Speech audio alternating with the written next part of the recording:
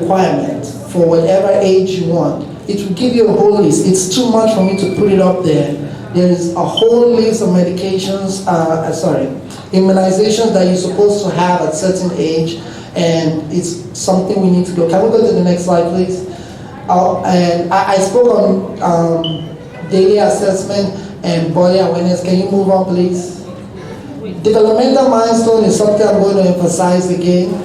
This one too, you can go to CDC, type CDC developmental milestones. A kid of 6 months old supposed to be able to respond to their name. If you call the name, the kid's supposed to turn to you. My sister's kid is less than 1 year old. She walks, she talks, she laughs, she can grab stuff. These are developmental milestones a kid's supposed to have. If you don't pay attention to this, it can go bad really fast. The things there has certain time frame on which it can be corrected. So if you miss the time frame for certain issues to be corrected, then it cannot be corrected, unfortunately, because there is the growth and development of the brain and body is different.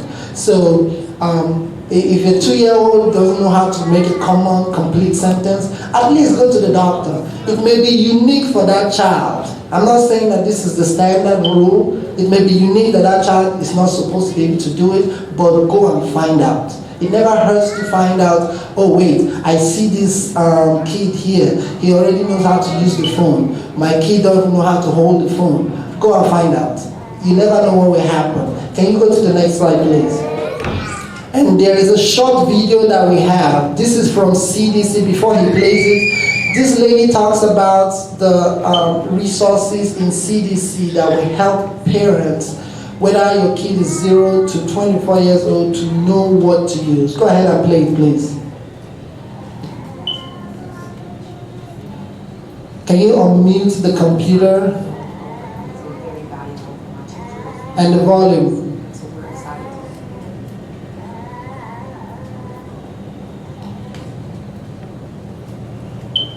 Can you play it?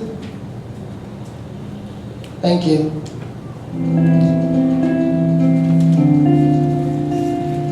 Learn the Science Act Early program has been very valuable for my teachers and my parents, and so we're excited to be able to utilize it and provide it to the community.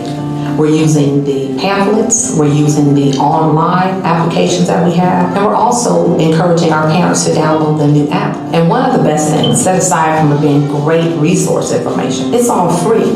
Having resources that are available that talk about milestone development and why it's important and how to track it and how to know when your child is reaching their milestones or not is critical. We're all on the same page, we're all on the same accord. We're using the same resources, we're having the same dialogue, we're using the same language when we're talking to people. So when I have my parents here and I'm talking to parents about milestones, they understand what I'm talking about because they're using the materials. Again, it bridges that gap between the school and the home.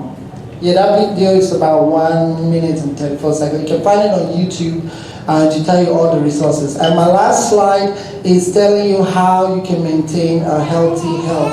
First of all, for every kid, whether we are 0 to 24, we always look at our parents. If the parent is setting a good example, we are more than likely to follow it. So in terms of how we eat, if the parent is giving us healthy food, I can bet you will eat healthy food. There are some Nigerian foods today I cannot eat because I never was fed that food when I was growing up. And they are very healthy.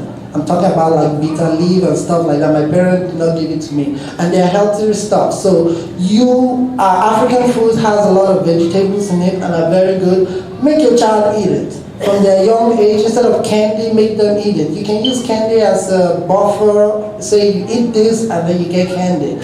Before you know it, when we grow up, that's what we cook. Right now, my favorite food is African food. It's not burger and cheese, meat pie or whatever. It's the African food I was raised up with. So in diet, in same thing with activities. We play too much game and watch too much video in this country. Back at home, I play soccer outside from morning till it's time for me to go back home. And people look at me and say I work out. I don't work out. I hate working out. but I have a good physique because growing back home, we always do all these activities outside. You can't just sit down and play a game or watch TV. No, send them outside to go play. Send them outside to go play. They will learn how to get exercise. And then the internet resources, I was going to put the website, but I prefer you going to Google and research it. You put CDC, U.S. Department of Health and Human Resources, and if you're looking for help with dieting, use My Plate, okay? And if you're worried about anything, the medical professionals and journals online or in the hospital are also good resources. Thank you all.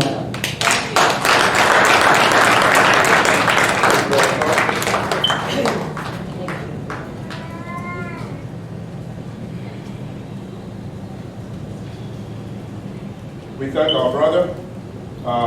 As you came forward to give us this information, God will give you more wisdom and you shall go higher. Amen. Our next is our sister Lamide. She's also going to talk about health screening. She's a major in health screening. Amen. Amen. I don't want to take much of our time. I just want to go straight to the point. If you have a pen and a paper, please write it down. So when you fall into that category of that age, so that you know what to do, what to focus on. Number one, let me start from 16 to 24. So if you have a child that is from 16 to 24, I believe we should be closer to them. And those are the crucial age that you, as a mother, as a parent, we need to be closer to them. Number one thing you want to find out from them, to be sure they are sexually active or they are on birth control. If they are sexually active or they're on birth control, you need them to be getting GC, and it's called chlamydia screening every year. Please, don't say, oh, she doesn't have a boyfriend. It's because you're not close to her or close to him. Please. If they are 16 to 24, make sure they have a sexually, and they are on birth control, or they are sexually active, get a GC chlamydia. Once you tell their provider that you want her to be tested for GC chlamydia, they know what they're talking about. Even when the doctor asks them to ask you as a parent to step outside so that they can talk to them, those are the things they're asking them. Those are the things they call them to ask, because they will not say in front of you, because they don't know by the time you go in the car you start beating them. No, please. I want us to be more aware of what is in our environment and what we should pay attention to. So I'll go to this level to breast cancer. Breast cancer screening. So if you are from 40 to 50, they change the screening age now. So, but if you are from 40 to 50, if there is any family history, talk to your provider that I want to have it done. They change it. But if you are from 40 to 50, still talk to your healthcare provider so that they can order one for you if you want. But ideally, anybody that is here from 50 years old, you need to be getting your breast cancer mammogram. You need to get your mammogram 1 or 2 years, except if it is abnormal, and the provider will go from there. They know what to order. But make sure you initiate it, because sometimes you go to that provider, because you talk about this, they forget about what they need to focus on. But because you already have outline of what you're going to tell the provider, what I want, even if that provider forgot, you will still orient them back that I need to have this one done. Also, cervical cancer screening, which is called pap smear. Any child, any woman from 21 years old, if you are from 21 years old to 30, you have a cervical cancer screening every 3 years. But if you are from 31 to 65, 65 is the cutoff age, except there is anything. If you are from 31 to 65, you have pap smear with HPV co-testing. That's why I said if you want to write it down so you know, so that the doctor will not just going to be doing pap smear. They have to have with HPV with you, so that if your pap came back normal, they won't have to test you again in another 5 years. But if there is anything, they will go from there. They know the step. But I want us to initiate some of this our hair care from 31 to 65. You have pap smear with HPV with code testing. But if you are from 21 to 30, you have pap smear. They won't put, because if they had the HPV while you are under 31 and they had HPV with it, it will become positive. And that's something. That's why they don't do it until you become 31. So anything from 21 to 31 you will have it. And I move on. Colorectal screening. They have a bunch of colorectal screening. So anybody from 50 to 75, they have focal occulting blood test, flex 6 segment scope, CT, colographic, and colonoscopy. Some of them are from every 5 years. Your provider knows. So once you turn 50, they know which one they will start you with. Colonoscopy, that one is good for 10 years, except if there is anything that come back, then the provider will step from there. They will move on from there. So if like lipid, if you're on cholesterol medication, please check your lipid. Or even if you are not, check it after 5 years. If it's not abnormal, you're good. Except if you're on cholesterol medication, please check. Let them check you. A1C, that is looking for if you are diabetes. Don't say, no, I eat healthy. Diabetes does not mean because you are eating sugar. No. If it runs in the family, you are prone to have it. If you're on high blood pressure medication, let your provider check your BNP. Always tell them, can I have my BNP checked? Because that will check your carotene. That will check your kidney function to see if your medication is really working for you. There are some of the medication, all these our provider put us in, that they have to be ordering those lab. All this one I'm mentioning, their lab, their blood work, that you and I, we need to remind them. If you're maybe even if you are 45, 50, have them have your EKG done. Let them check the rhythm of your heart. Don't say that I never had a chest pain. It doesn't matter. Have it done? It doesn't hurt. It doesn't kill. Those are the things that we need to also pay attention to. And lastly, I will stop from, I think I've covered the lipid, I've covered BNP, A1C. Those are the major lab work that every time you ask anybody from 40, you go to your provider, always have them to check it. Tell them, can I have my A1C checked? Even tell them. They will, the doctor will not say no to you because it is coming out of your insurance. And don't just keep this insurance without using them and say, I never have, I'm okay. And always have a physical done once in a year. Don't say, no, I'm fine. Don't go to the provider when you only have headache. Cold. Once in a year, go there. They know what lab you needed, what they should do for you. And I know we have some of our health professionals here that will come out and talk to us more.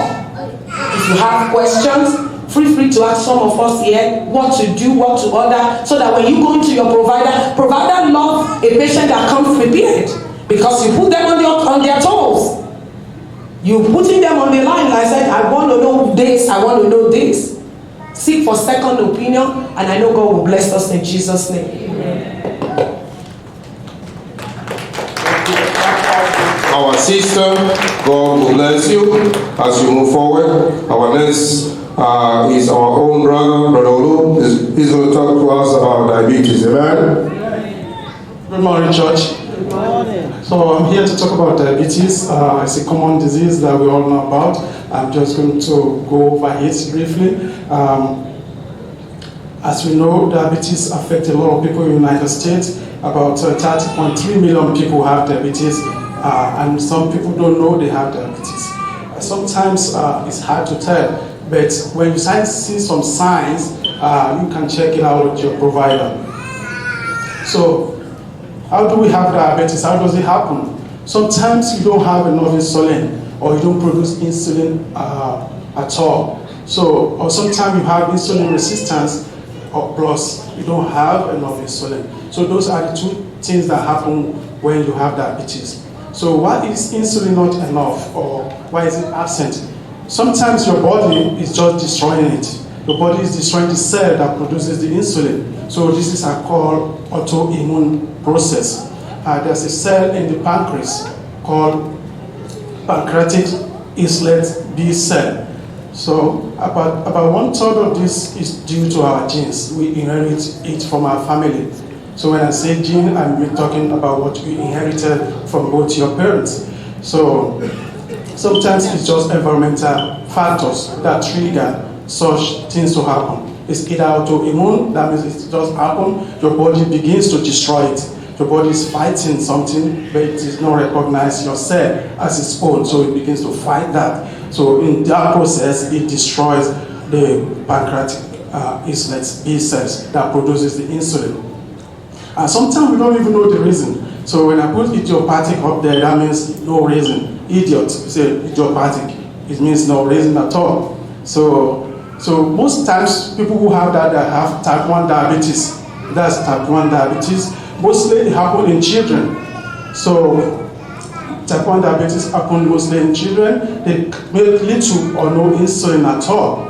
So when you see your child having increased taste, we have 3 words we use for them as a health provider: polydipsia, polyvacia, and polyuria. But I don't want to speak that tongue here.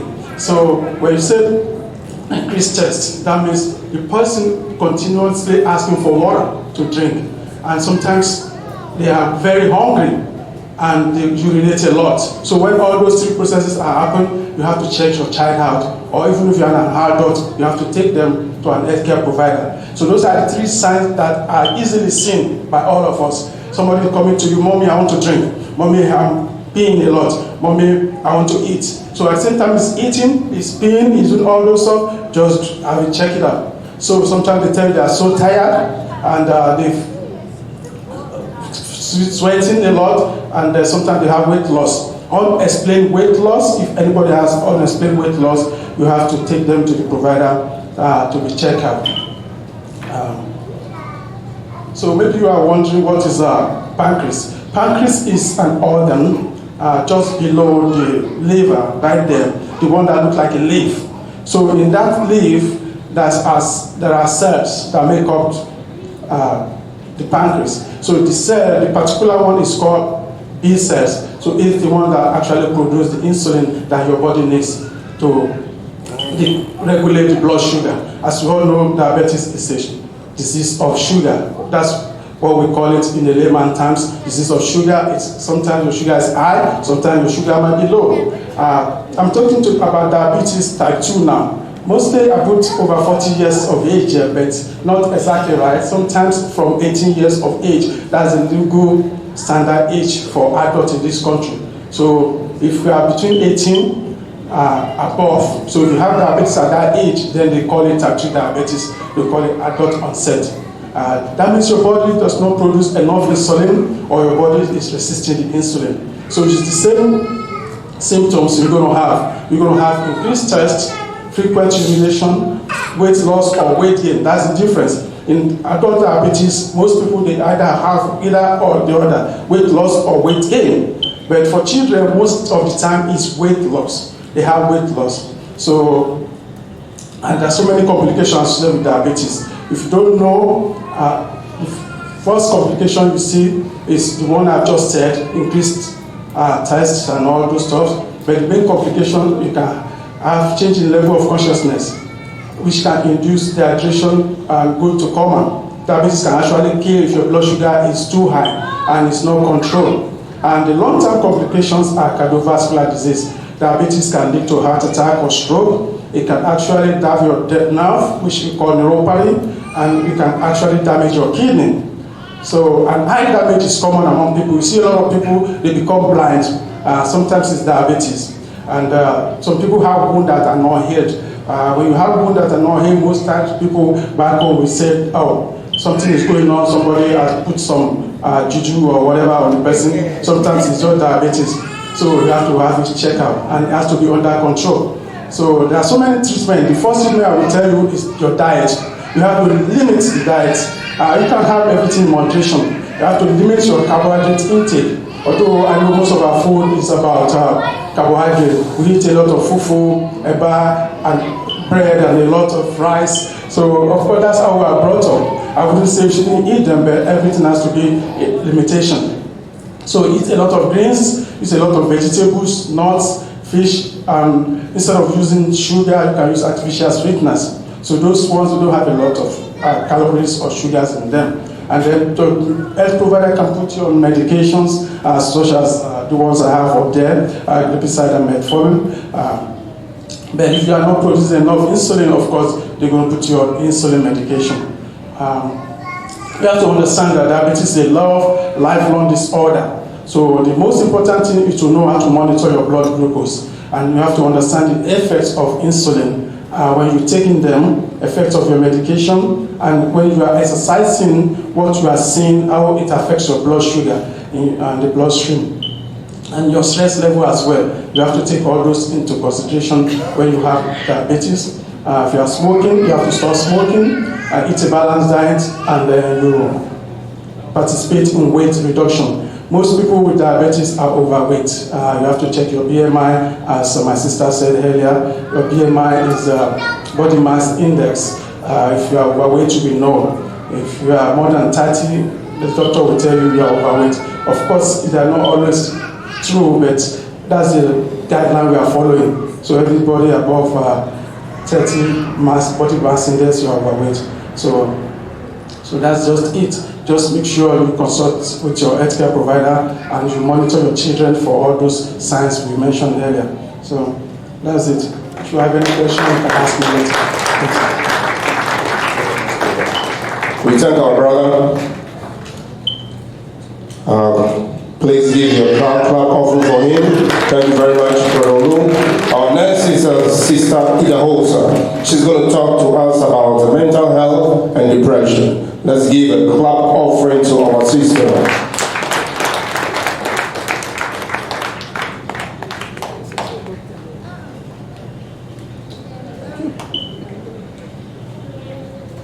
Good morning, church. Good morning. My name is Nchedo Idahosa. I'm a physician assistant. I'm going to be talking about depression. So depression, many of us have heard this word a lot, but we're going to talk about what to look out for. So what is it really? It's a mood disorder, and it causes a persistent feeling of sadness and loss of interest. So the key word there is persistent. We're all human beings and we have up and down days. So you don't see somebody down today and say, oh, you know, diagnose them with depression. We'll talk a little more about the symptoms to look out for. So how common is this? And depression is pretty common, and it's one of the highest psychiatric disorders that's prevalent. About 17% of all psychiatric disorders will be depression. And studies have shown that this is more in women than in men. So some of the reasons for that is like the effects of childbirth, hormonal disturbances, just stress, different ways that men and women handle stress.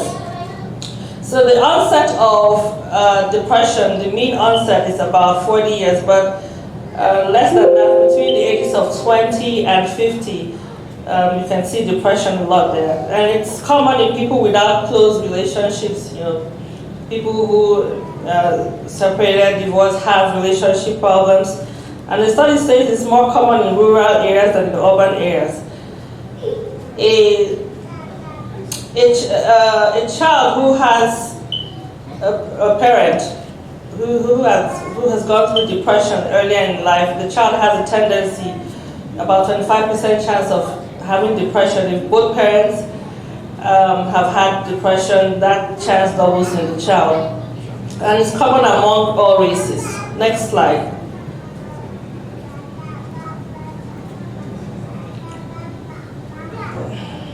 That slide is not on, but I'll just keep talking. So Now, let's talk about the causes of depression, biological causes. There are neurotransmitters in the brain that play a role in depression, and the two most common ones are norepinephrine and epinephrine. Also, about 10% of people who are now diagnosed with depression, studies have shown that they had untreated thyroid problem, like elevated thyroid problem. So your thyroids are very, very important. They play a role in depression. Also, sleep issues. Sleep. So that's common to every one of us here in this country. At one point or the other, have had sleep problems. So sleep is very, very important. I know we like to work, but if you're not getting enough sleep, quality sleep, deep sleep, you're waking up in the middle of the night, waking up early in the morning and just moping around, ruminating. If that's happening over time, that can cause depression because you become cranky, you become irritable, and all that. Also, changes in the brain can cause depression. So, talking about some psychosocial factors that cause depression, studies have shown that one of the life events that causes depression is a child that loses a parent before the age of 11. Environmental factors play a greater role, though. So, like more than 50% of the cases of depression you will find is due to environmental stressors, like for example losing a spouse, the kind of home the child grows in, going in an abusive family, separation, divorce of parents. All of that affects children, and that can carry on to when they get older. Unemployment is something else too. There's certain characteristics, personalities that would increase your chance of having depression, and one of them is having this low self-esteem, being overly dependent on people. You're not able to make decisions on your own. You're always depending on people. Traumatic or stressful events, physical, sexual abuse, loss of a loved one, financial problems, and then also some other mental health disorders, like somebody who has anxiety, post-traumatic stress disorders. All of those would increase the chances of depression. Abuse of alcohol and recreational drugs also increase that. Then people who suffer from chronic health problems, diabetes, hypertension, cancer, stroke, many of them are depressed because of the debilitating nature of the disease. Also, there are certain medications that could cause depression as a part of their side effects. So next slide, talking about the symptoms of depression. So this is in general, though I'll talk a little more about kids and the older ones, but generally, these are the symptoms you want to look out for. The main thing about depression is the time frame in which these symptoms occur. So you see that in the later slide, minimum of 2 weeks consistently, 2 weeks, and 5 symptoms are present in that period of 2 weeks. Another major thing to consider is that these symptoms are actually affecting the individual's ability to perform their daily activities, like going to work, going to school, just regular day-to-day stuff, cooking, even giving yourself a bath, self-hygiene, all of that. So once you see that, then you can begin to think about depression. So I have a list of symptoms here. I won't go through all of that for lack of time. Feeling sadness, just getting angry at every little thing. You have no reason, you're just getting angry. Loss of interest or pleasure in daily activities. Sleep disturbance.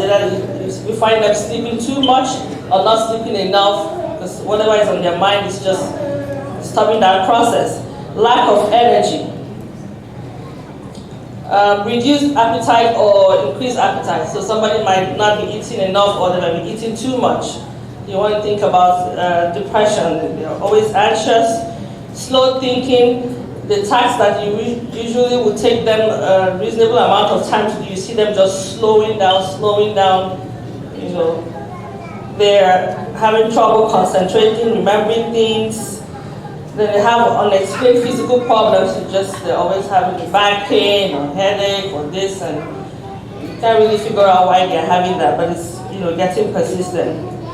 So the diagnosis uses a criteria called DSM-5 criteria. So like I mentioned earlier, at least 2 weeks the symptoms must be present, and one of the symptoms has to be the person has a depressed mood or a loss of interest or pleasure. So let's talk about depression in children and adolescents. So it's common in children, but even that prevalence is doubled in adolescents, so it's worse in adolescents, and it also seems to run in the families. So signs and symptoms in young children. School phobia. These children just don't want to go to school. The thought of going to school just makes them cringe. They're just, really scared to their bone, like there's something dangerous in school that is awaiting them. When you begin to see that, you want to look further. There might be a traumatic event that happened in school, or there might have been something, or somebody has told them something in school. You want to investigate further. You just don't want to say, oh, you're just being lazy. You don't want to go to school. No. So if you see that sometimes they're crying, they're bending down, they're having stomach pain, they're having headache, you want to, look out for that. Then when a child is just excessively clinging to their parents, there's a normal clinging that happens around ages 18 to 24 months, but when it's becoming excessive now, you want to look into that. These children too don't want to eat. So in adolescence, it affects their academic performance. Many of them have antisocial behavior. They're very hostile, fighting, they're not following instructions, sexually promiscuous, they just want to run away, feeling restless, irritable. And it also affects their outlook, their personal hygiene. They don't care about themselves, how they look, and then they have low self-esteem. They're extremely sensitive to comments by peers, and they want to withdraw from their peers. They don't want to participate in family activities. You want to think about that. So how do we treat this? This is just few of them. There are many ways to treat it, but medication, psychotherapy, diet and exercise plays a major role in our children in that aspect. So let's not take what the children eat and their exercise for granted. Homeopathy, then good support system, prayer and counseling. As a church, as a body of Christ, this is very, very important. Let's make time for our children. I know it's not easy sometimes to come back from work and your child is trying to tell you how the day went, but you're thinking about the next and next and next thing you have to do. Let's make a cautious effort, every day ask your child how did the day go over things with them, spend time with them, and thank God for the kind of church that we belong to, and we have a very supportive system. Call somebody, don't say there's nobody, I don't talk to anybody, I don't know anybody. Find somebody, no man is an island. Take somebody's phone number, take my number, call me. A problem, half heard is, how do you say? Hearing a problem is half, so, I'm sorry, I'm not getting it right, but, just talk to somebody. Praise the Lord. Thank you, Sister Yahosa. Let's give a clap offering to our sister. Clap offering. We have wonderful people in this church. God is blessing God of Elijah Ministries. Amen. So our next guest speaker is our own sister, Sister Fuller. She's going to talk to us about stroke and energy. Let's give a clap offering. Good morning, church. Good morning. My background is emergency room specialist. I have a certified emergency room for over 20-something years. And I'm just going to talk some symptoms about strokes and some of the few things. Some of the speakers has already said it before, so I'm just going to do the symptoms, things I would urge you to go to the emergency room. And don't say that you don't have insurance. You do. You can go to the emergency room without having the insurance. We can still see you. It's by law. When you go there, they should not even ask you for your insurance. If they ever don't ask you for insurance, you should complain, ask for the manager or whoever is there in the lead of that emergency room. They should be able to see you and treat you as is the law in America. You don't have to pay. Later they bill you. So that's it. So my first topic that I'm going to talk about is strokes. Okay, as we see it on the board, strokes attack. And the meaning of it is a brain attack. which means the brain, the blood that supplies to the brain is just blocked. You have like a clot. So the symptoms that I'm going to talk about is it can affect, to the next slide please.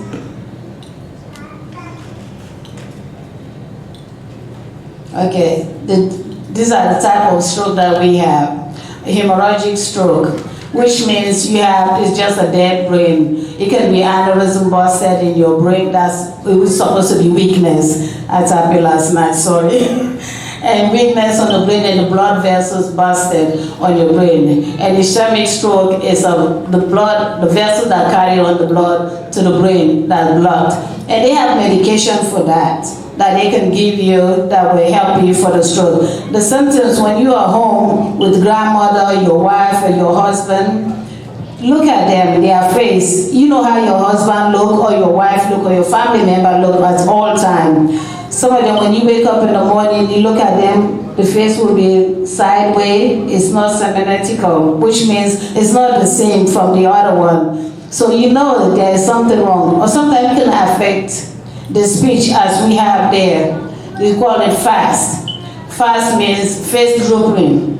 So you get that. And then the arm. The arm can be like this, weakness. Don't say, oh, I lifted a lot of boxes last night. Maybe that's why my hand is kind of heavy. Don't make excuses. You need to go to the emergency room. And then stroke, the causes of stroke can be the non-modified causes. It can be the age. Aging can be, and sex and race. And then also the modified cases could be your blood pressure. And some of us have the blood pressure medication that can affect us for stroke. And then also smoking. If you're smoking, watch out for that. You know, so bad habits that we can try to modify some of those, or either you quit or try to just reduce it a little bit. And then it can lead you to heart attack, diabetes, like my other sister had just spoken about it before, my brother, about diabetes. Those are some of the combinations that you can be. So, and I know the previous speaker has spoken about the diabetes. So me, I'm just going to do about DKA. DKA is somebody that have diabetes. He has gone to the extreme of diabetes that can attack, is a life-threatening. When that happens, you will be started complaining about your stomach hurting, your belly, and then vomiting, nauseated, and all of those symptoms that can happen that you need to seek immediately go to the emergency room. They just complain, oh, maybe the food that I eat. If you have a bad diabetes in your life, you know those are they call it DKA, which is the ketones in your blood system is overactive, it's too high. So that can affect you that habit. When you started vomiting, we call them, can you go to the next slide please? So you can see some of the symptoms that you can have. You can drink excessive thoughts, which is you can drink a lot of water. You go to the bathroom, vomiting, abdominal pain, weakness, fatigue, shortness of breath, fruity smell, and confusion is the last one. Don't wait till that stage. Go to the emergency room when you get those symptoms. And don't say, oh, because I eat, just like I said, eat bad food. Don't say that. So. And our next slide is about bladder cancer. Bladder cancer affects a lot of people. As you can see on the stage here, is 56,000 it affects on men. Only 18 women getting bladder cancer. What it is sometimes they misdiagnose bladder cancer. Bladder cancer is when you go to the emergency room. With the symptoms that first you're going to feel is side pain, lower abdominal pain. You go to the bathroom, you start feeling pain there. Don't stop saying, oh, maybe they said I have kidney stone. Because sometimes they misdiagnose it as kidney stone. It's not kidney stone, it might be bladder cancer. I have somebody in the emergency room that just died. By the time they diagnosed, finally, it was on the 4th stage of cancer, bladder cancer. They cannot do anything. One time she just went to work, collapsed, and when they take them to the emergency room, they're trying to do, put a catheter, the blood was just oozing out. And that was the end stage. Don't make that excuse. If the doctor diagnosed you with kidney stone, take again another test to another doctor for second opinion, because then this diagnosis really is very real. Please, please, women can have it, men can also have, but the highest people is men for the bladder cancer. Please seek some help so they can help you. The next slide, please.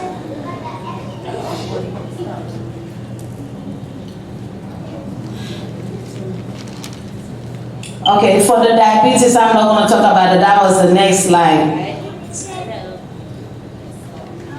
So I'm just going to talk about, those are the symptoms for diabetes. They have talked about that. Somebody, the next speaker has spoken about the diabetes. But I'm not going to go in detail into that. Okay, so you have already, if you have any question about it, you can ask me later on my section is just the urgent care information that you guys need to know. And then I'm going to talk about the heart attack. And women is different from men for heart attack. When you feeling heart attack, some women will say, oh, my soldier hurting. I've been breastfeeding my baby. Maybe that's why my arm is hurting. Don't be complaining, just excuses. Please seek medical attention. Women is different. Different attack will be, heart attack is different from women. For men, they might be feeling heaviness. Some people will say, I feel like an elephant on my chest. I said, oh, you never feel this before? They said, no, you never feel that before. So please, seek medical attention. So only a professional person can go take you to the emergency room and take care of the issue that you are having. Please do that. And also for mothers, I know they have talked, my next slide I told them not to show it, is for depression. Men and women do have depression. But for women that having babies, I know we have mothers here, a lot of mothers are here. When we have babies, we have a different mood. So please, that when you see your wife just sitting on the corner breastfeeding the baby, you come home, hi honey, you say hi. So please, ask her, hey, what's going on? Can I help you with the baby? They have been tired taking care of that baby. When you come home, please help her to take care of that baby. Breastfeed, you don't have to breastfeed. Pump the milk, give it, say, honey, there you go, feed the baby. Then you can go ahead in the kitchen. And some of the mood that the mothers will have is they just lose interest in you. They're not talking, they're concentrating on the mother and the baby more. And you ask them, what can I do to help you? Please pay attention to your loved ones. If their attitude changes, pay attention. It's not the same woman I married. That's why they're going to say, oh, what's wrong with you? You don't behave like this. We married for 5 years. Please pay attention to her. It's something going on that she's not speaking. For the men, they get hungry. Please pay attention to your husband. He come angry for no reason. Say, honey, what's wrong? They might be depressed. Something is going on at work they don't want to talk about. But take time to talk with them. So time is limited. We can go more on that. The next issue. If anybody have questions, ask me later. I can surely explain to you on some of those issues that are going on as signs and symptoms that we can talk about and then seek medical attention. That's all for now. God bless you all.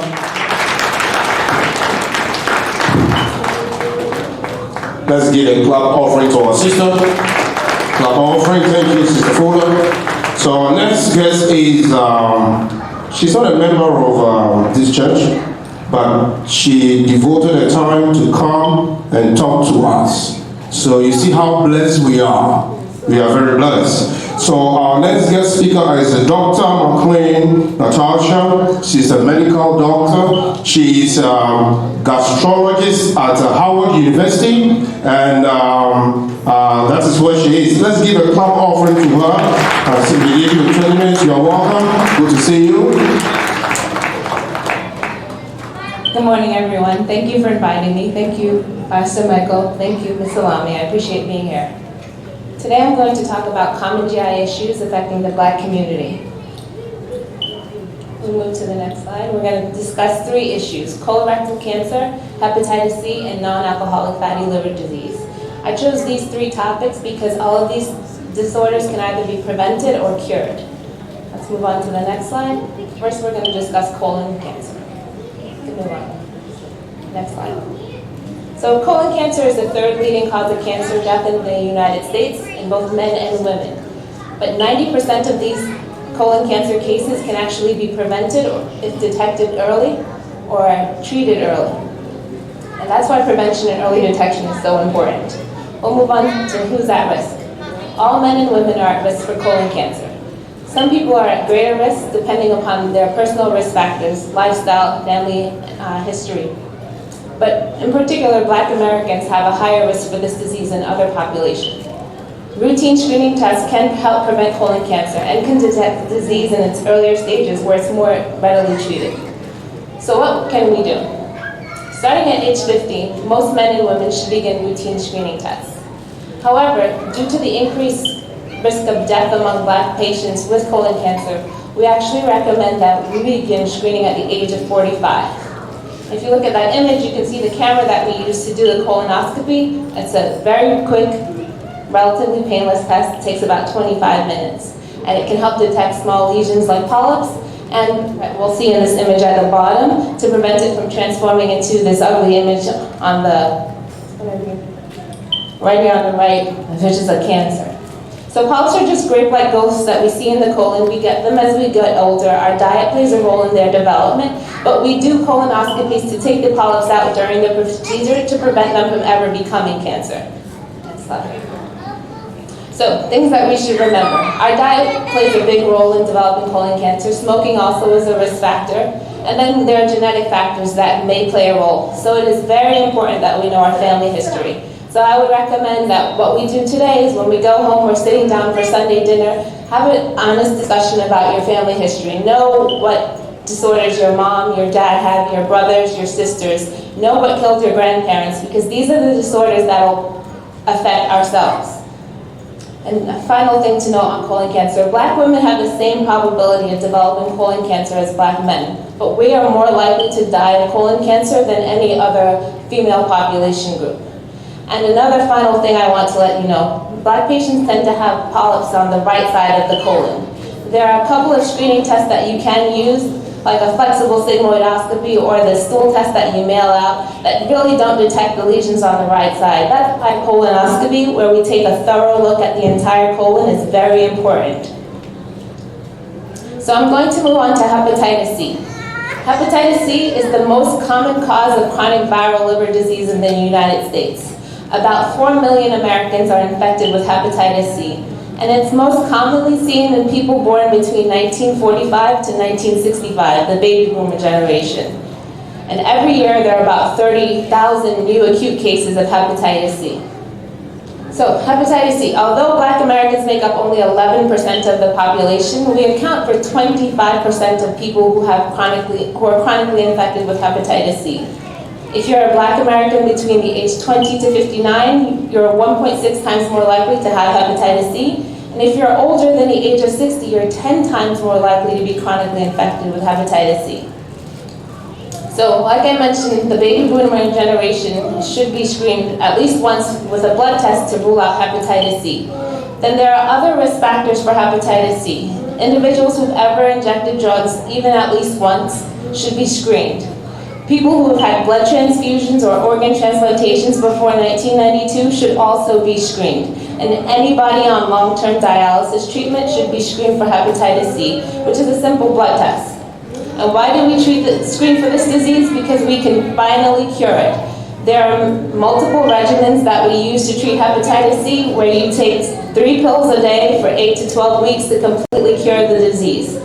Curing hepatitis C helps prevent advanced liver disease like cirrhosis and liver cancer. So, the final topic I'm actually going to talk about is non-alcoholic fatty liver disease. Non-alcoholic fatty liver disease is a very common disorder, and it refers to a group of conditions. A small population of patients who have non-alcoholic fatty liver disease can develop a serious condition called NASH, which is non-alcoholic steatohepatitis. In NASH, Fat that is seen in the liver can actually cause scarring or damage to the liver. The reason we worry about this is the inflammation that NASH can cause can lead to permanent scarring of the liver, cirrhosis, liver cancer, and death. So NAFLD, or non-alcoholic fatty liver disease, which is just plain fat deposition in the liver, is very common. Most patients don't have any symptoms and their exam is normal. And usually we see patients who have non-alcoholic fatty liver disease have other existing conditions that put them at risk, such as diabetes or even prediabetes leading to insulin resistance, being overweight or obese, particularly in the abdomen region, having elevated cholesterol or elevated triglycerides, and high blood pressure are all risk factors for having NAFLD. We diagnose this typically based on our screening blood test for another reason. Our liver enzymes are mildly elevated, or you went to the emergency room, they gave you a CAT scan or an ultrasound for something else, and we see fat in the liver. So we're not actually screening for this disorder. We're not looking for it in particular. We're catching it for some other reason. But it is very important if you have fat in your liver that we know about it, because we can prevent it from getting worse. So the treatment of non-alcoholic fatty liver disease, or NASH, is actually very simple but very hard to do. The best treatment is weight loss. If you were to lose 7 to 10% of your body weight, which means if you weighed 200 pounds and you lost 14 to 20 pounds healthily over the span of a few weeks, you could reverse the fat deposition in your liver, you could prevent scarring of the liver, prevent cirrhosis and cancer. And the best diet that we found to do so is the Mediterranean diet, which is a diet rich in monounsaturated fats. Which, if you look at this image here, you see healthy fats like salmon, you see blueberries with avocados. All of these have antioxidants that help in weight loss, and it also helps in preventing inflammation. At the same time, it's also important to treat our risk factors, like diabetes and elevated cholesterol. So it is a whole piece of the pie that we want to actually cure. So the reason we treat this, like I mentioned before, is that you see from the healthy liver to the simple fat accumulation, that's non-alcoholic fatty liver disease. That's seen in about 80 million of us, but that is still reversible. If we move on to the non-alcoholic steatohepatitis, that's the fat causing inflammation. That is also reversible with a little bit of weight loss. But once we get to cirrhosis, that is an irreversible process. That is permanent damage to the liver. The only way to treat that is with a liver transplant. And having a liver that's diseased with cirrhosis puts us at an increased risk for cancer. And that's our goal to prevent. I spoke very fast, but I'm here if you have any questions. Thank you. Thank you very much, Dr. Natasha. Let's give a clap offering to our doctor. Like I said, she's not a member of the God of Elijah ministry. But to be honest with you, she was here 9 a.m. 9 a.m. Give a clap offering. My pastor said 8:40. So I was wrong. She was here 8:40. 8:40. Let's give a clap offering. Our next is our sister, Bumi Deramaja. She's registered pharmacist. She's the executive director of WAHA. WAHA is West African Health Assistance Initiative. West African Health Assistance Initiative. Let's give a clap offering to our sister.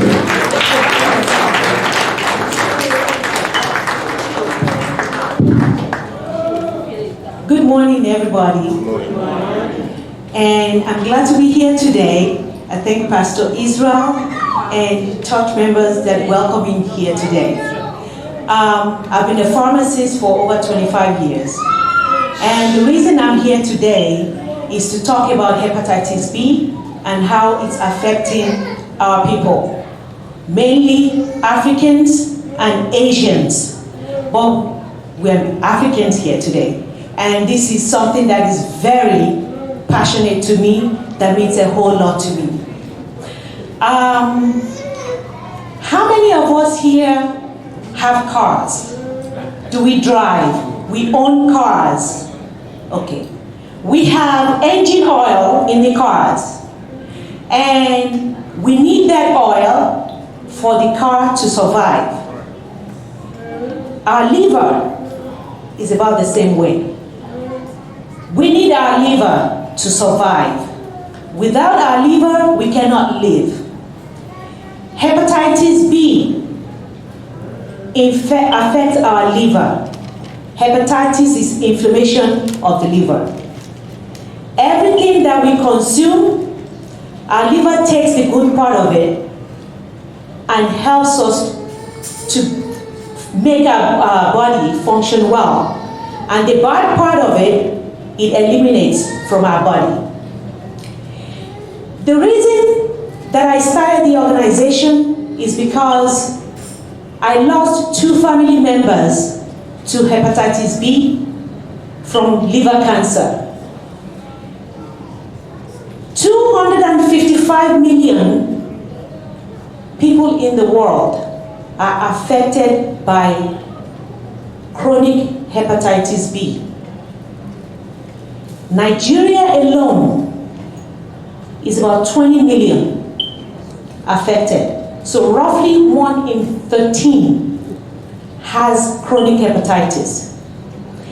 How do you get hepatitis B infection? Is through virus. It's almost like you have AIDS. But the difference is, it's kind of silent, you don't know it, you don't see it coming until it's too late. My dad was 65 years old when he died. He was never sick. My dad was healthy, always exercising. I had never seen my dad take just a Tylenol or aspirin. Until my mom said, your dad isn't eating anymore. It looks like he's losing weight. But he refused to go to the hospital. But when he went, he never came out of that hospital. 2 weeks, he was gone. It was too late. A few years after, we lost my brother. If we had known that my dad died from liver cancer, we would have all been tested. But we had no idea. Because what my mom was saying in Nigeria, we thought he had prostate cancer. We Africans, we tend not to go for checkup, for medical help. We look at ourselves as there's nothing wrong with us because we look fine. But this hepatitis does not write on our faces that something is wrong. You acquire this infection, through blood transfusion, body fluids. We all go to the barber shop, blades. We all go to the nail salon, nail clipper. From people who have it, they can transfer them to you. Through sexual contact, from mother to child. And in Africa, we never did have some good medical facilities up until recently, where they're beginning to be aware of this problem. If you are an African and you were born in Nigeria and you have never been tested for hepatitis B or even hepatitis C, you need to go and get yourself tested. Because any symptoms that you have, most of the time you will not know it's from hepatitis. You might think you have flu. You might think you have just body ache or just headache. These are symptoms that might be from you having hepatitis B or even C. You have yellowish of your eyes, jaundice. You have like arthritis. But if you don't get yourself tested, you will think it's something else until it's too late. And hepatitis, you're looking from age maybe in the 30s up to the 60s for you to actually get it really manifested if you don't do anything about it. Most people acquire this infection when they were born. But some people, if you find out, I'll give you an example of my family. My mom does not have it. So how did my brother have it? How did my father have it? But you can acquire this infection not even from the mom. You can acquire when you were young, from when you were playing with your friends and you had cuts that you had no idea, where it came from. Even if you share combs sometimes from someone who has sore, open wounds and have hepatitis B infection, it can carry to you if you have an open wound. And if you have a drop of your blood that is infected with hepatitis B, it's actually active for 7 days, even without being in your body. So if that drop of blood gets into your body fluids, you can actually get this infection. So what can you do, to prevent yourself from having this problem if you do not have hepatitis? The first thing is for everybody to get screened. You can go to your doctor and have them do a test for hepatitis B and even C, because even Nigerians, you tend to see hepatitis C in them now, more than we thought. Once you do that screening, the doctor will tell you whether you have the infection or not. If you have the infection, they will watch you for like 6 months. If the infection goes away, you are actually immune for life. You don't get hepatitis B anymore. But if the infection is still there, you are now chronic, which means that infection is going to be there unless you are one of the lucky ones that it resolves itself, which happens every now and then. But let's say you don't have it, you need to go and get vaccinated to prevent you from getting this infection. You have 3 series of hepatitis B vaccination. You get the first shot, the second month you get the second shot, and 6 months after the first, you get the 3rd shot of your hepatitis B vaccine, and you don't have to worry about that. If you have the infection and it's chronic, the vaccine is not going to help you. It's now for you to get the disease managed. And this is something that is manageable. People don't have to die from it. People can live for years, do everything that they actually want to do without dying from this if you manage the disease and follow your doctor's instructions. And this is not something that you should be ashamed of, because you're not talking about it. You're being afraid can lead that person to having liver cancer and die. And one of the leading causes of liver cancer in Africa is from hepatitis. So, if you have this disease, go to your doctor. Not everybody even needs to take medication. All they have to do is monitor you. You go for blood work every 6 months. Once a year, you go and do ultrasound of your liver. That might be all you have to do. But if this virus multiplies fast to a level that they think you need to start taking medication, then they give you medication. One thing you need to know how dangerous this disease is. You have blood pressure, diabetes, they are all dangerous. But these are things that I don't want to say come now, but when you have hepatitis B and you don't do anything about it, you can actually die from that before you die from having a heart attack or diabetes. You spend a whole lot of years, you have young children here aspiring to be great, but then at the end of the day, when you now start to live your life and enjoy yourself, and you found out I have liver cancer, something that should have been taken care of a long time ago. So please, it is very important, that you go and get tested.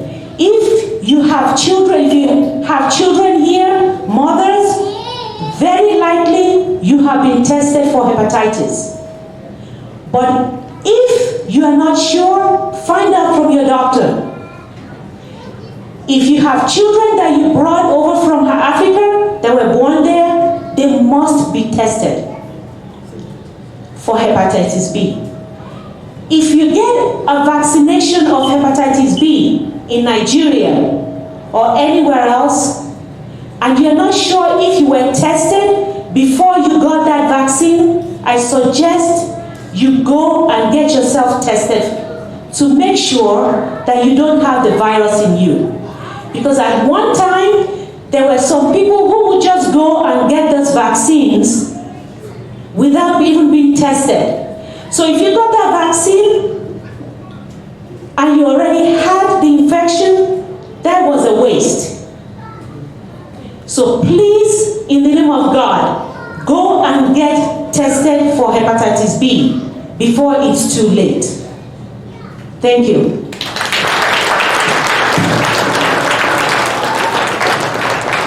Let's give a clap offering to Dr. Dervado. Thank you very much. Our next guest is Dr. Rashid Chotani. I hope I pronounced your name well. Chotani, right? So Dr. Rashid Chotani, he's a medical doctor. He has a master's degree in public health. He is the chief scientific officer at the Washington Vascular Specialist in Tacoma Park. Amen? Let's give a clap offering to our doctor. Well, first of all, thank you so much, Pastor Israel, for having me here, and one of your congregation members who works with us, who has asked me to be here. Before I start, I'd like all of you to do something. If all of you can stand up for me. Yes. And don't stretch this way. Stretch this way. There we go. Don't hit her. That's good. One more time. Go up. Thank you. Now you can sit down. So we've been talking about preventive health care, and it is so critical that we do that. Just a little slide, because I just wanted you all to be proud of one of your congregation members, Olu, who's part of our team and who does a great job. He's, by the way, the most spiffy dresser at our facility. I'm not kidding. Next slide, please. So today we are going to be talking about cardiovascular disease, some of the stuff that has already been talked about. I'm going to go over some of the numbers with you, and then we'll talk about some of the stuff that we do at our facility. I think they're having a problem moving the slide forward. Let's see. Yes, there we go. So some facts about heart attacks, myocardial infarctions that most of you have heard about, but something really, really critical for me to appreciate, because I come from Hopkins and an academic environment, and all of you have been talking about preventive medicine and prevention, whether it's diabetes, whether it's colorectal cancer, whether it's hypertension, diabetes, and heart attack. Every 40 seconds somebody gets a heart attack. It is just incredible in terms of numbers. Every year, about 800,000 Americans have heart attacks. and majority of them are the first time heart attacks, which is really surprising. About 600,000 happen first time. 1 of 5 heart attacks is very silent. You don't even know about that you've had a heart attack till somebody goes in and gets checked and go, oh gee, you've got a scar on your heart or some damage on the muscle and you've got heart disease. Coronary artery disease is the critical component that we have to think about, which is a major problem in terms of heart attacks. Next slide, please. I think we have a little bit of a... So anyway, as this is, we're trying to cover that up, what we have to think, oh yes, there we go. This is a very important slide. So what do you see over here? You see that African American females or women have one of the highest risk factors in terms of having heart disease, which is incredible. Look at that, 47% compared to 33% or 34% white women in the United States. African men have a much higher rate of heart disease compared to white male. It's a huge number. So what do we have to do in regards to controlling that is to have prevention, testing, and doing the right thing. Between ages 45 and 65, next slide please. 65, one of the most important things to look at over here is that African American males have a 70% higher risk of having a heart attack than white male, and women, African American females, have a 50% higher rate of getting a heart attack compared to white females. These numbers are huge. The first heart attack rates in African Americans is much higher than white Americans. And we're going to talk about why that is happening. All of that has been discussed, but we'll talk a little bit more about it. Next slide, please. So one of the risk factors, why do we have that in African Americans, is hypertension, right? The prevalence of hypertension is much higher in African Americans than white Americans. And rates are particularly higher in African American women compared to any other racial demographics. African Americans develop high blood pressure at a very early age. And I'm going to talk about why that happens. There are some reasons behind it. But what that results in is about 1.3 greater chance of non-fatal strokes, 1.8 times greater rate of fatal strokes, and about 1.5 greater rates of death attributed to heart disease compared to the white population in the United States. So you can see that it's almost twice the rate of fatal strokes compared to the white American population. So why is that happening, right? I mean, we haven't done anything wrong. I'm not black, but I'm brown, so I kind of come close to you guys. But somebody said that we're all Africans over here. There was one Asian, right? Okay. Next slide, please. So diabetes. You look at diabetes and you go, why is it that it's higher in African Americans versus white Americans? There are reasons behind it also. Some is hereditary. We'll talk a little bit about it. But when we compare men, women, white versus African American, you can see that the ratio is much higher, especially when you take a look at women. It's almost, the ratio is twice that women will have diabetes compared to white American women. It's about 77% times an African American will be identified with diabetes compared to a white person.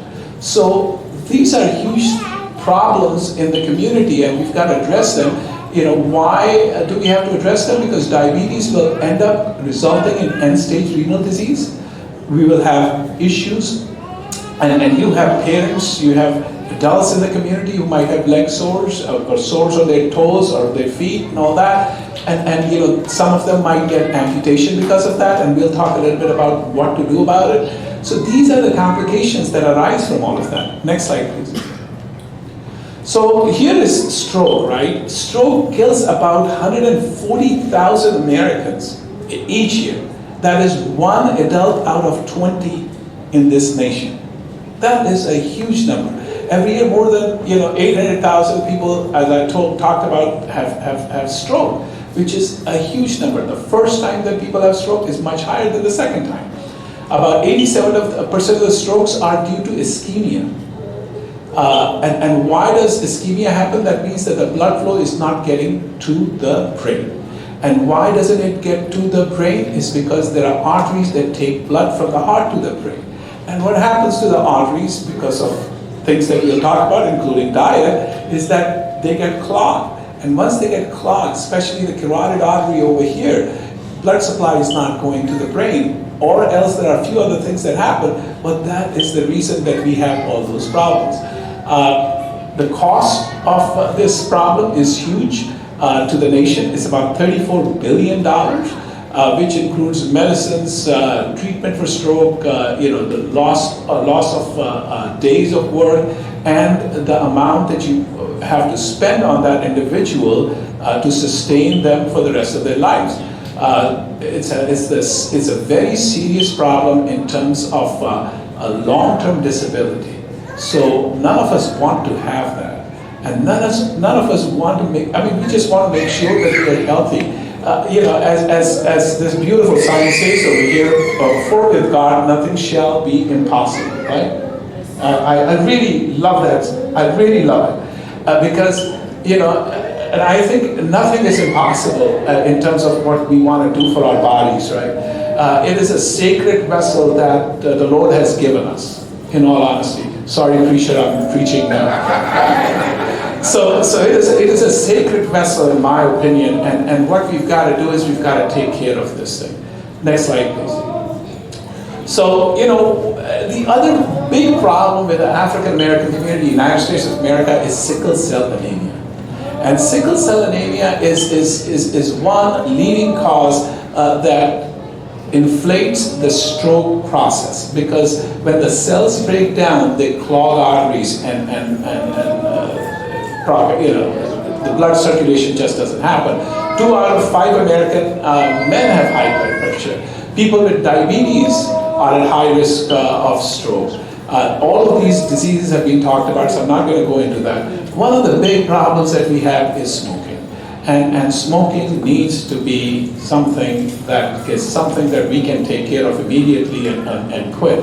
Overweight, eating properly, and we've talked about diet. And one of the things that science has now shown, that eating too much salt or sodium can rise blood pressure that can cause strokes. And research has clearly indicated right now that in the African American population, and they are more sensitive to the effects of salt compared to the white population, and that increases the blood pressure. And sodium intake should be decreased as much as possible. So research is still going on as to why some of the genetic factors in the African American community versus the whites affects them more when salt is consumed. So if you decrease salt, right, everything in moderation, right, Pastor? Everything in moderation, right?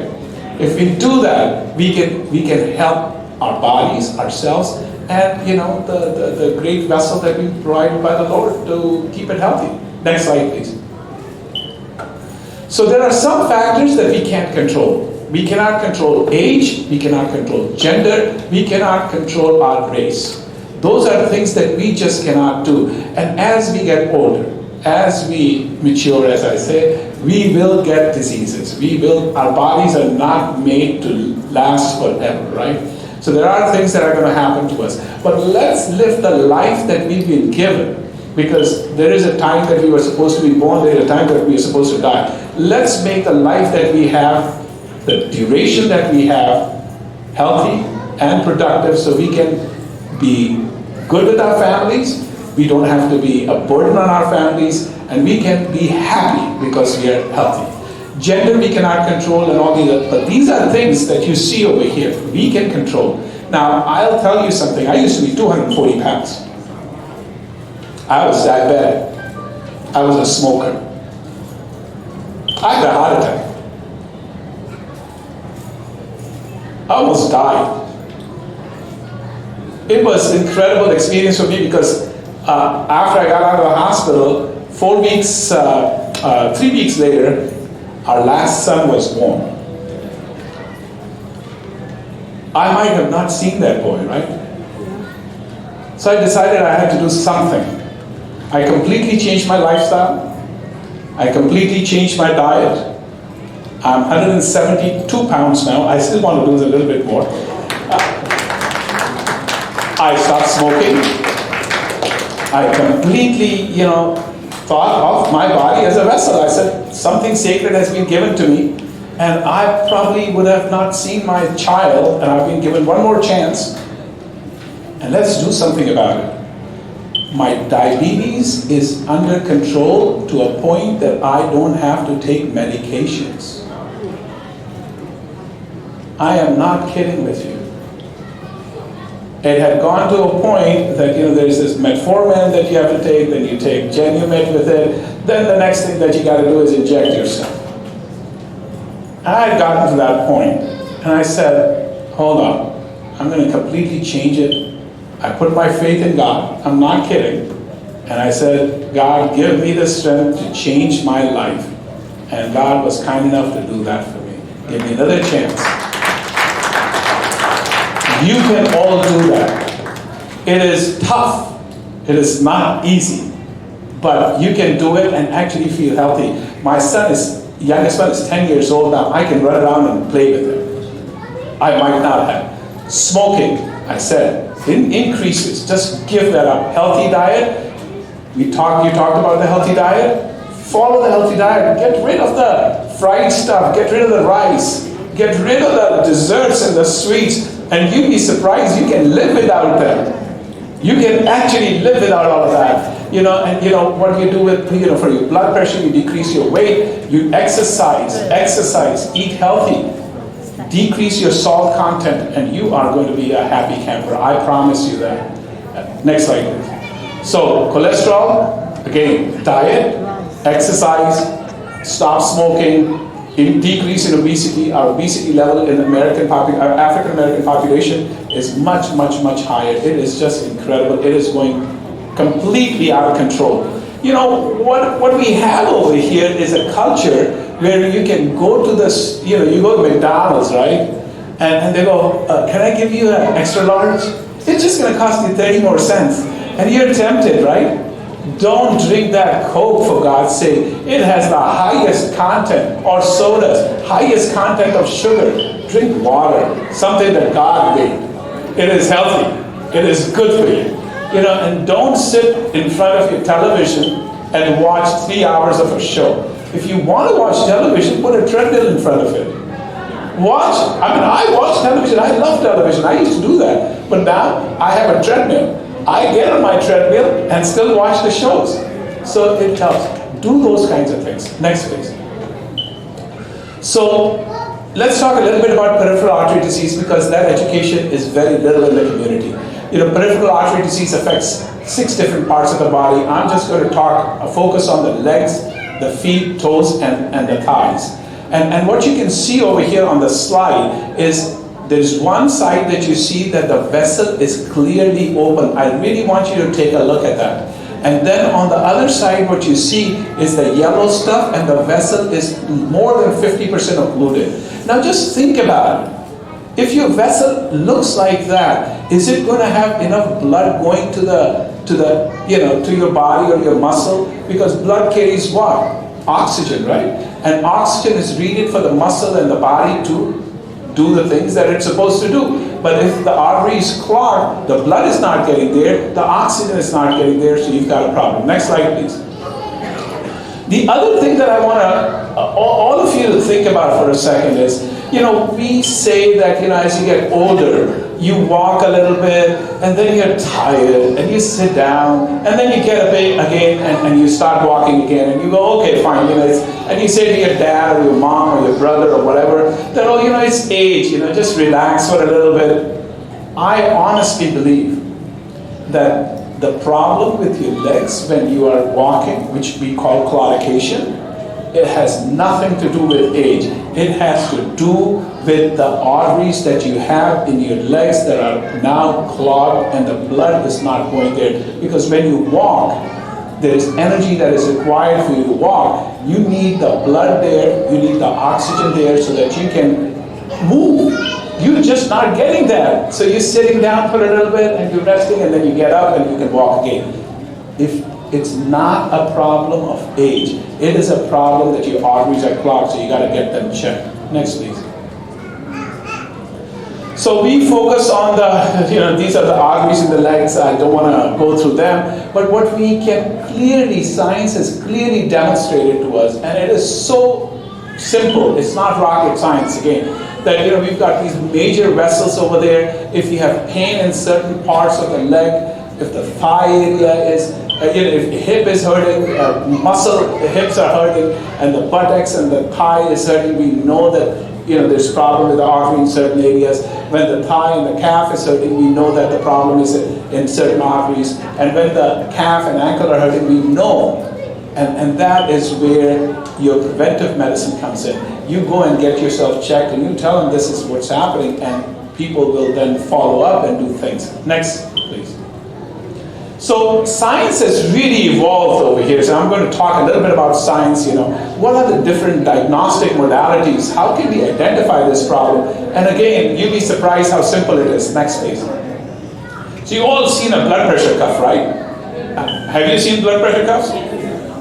This is an ankle brachial index, and we measure that by putting blood pressure cuffs on the ankle and on the arm, right there, just like that. With a device, with a Doppler device, and we can, and now we have numbers that we can look at, depending upon the readings that we get, to say if it is normal, if there's claudication, which is problem walking and hurting, legs are hurting and muscles are hurting. We can, when patients say that we are lying down and at rest, our legs are hurting, this device can give us numbers that can prove that, and then if there's total tissue loss in that area, we can also get those numbers.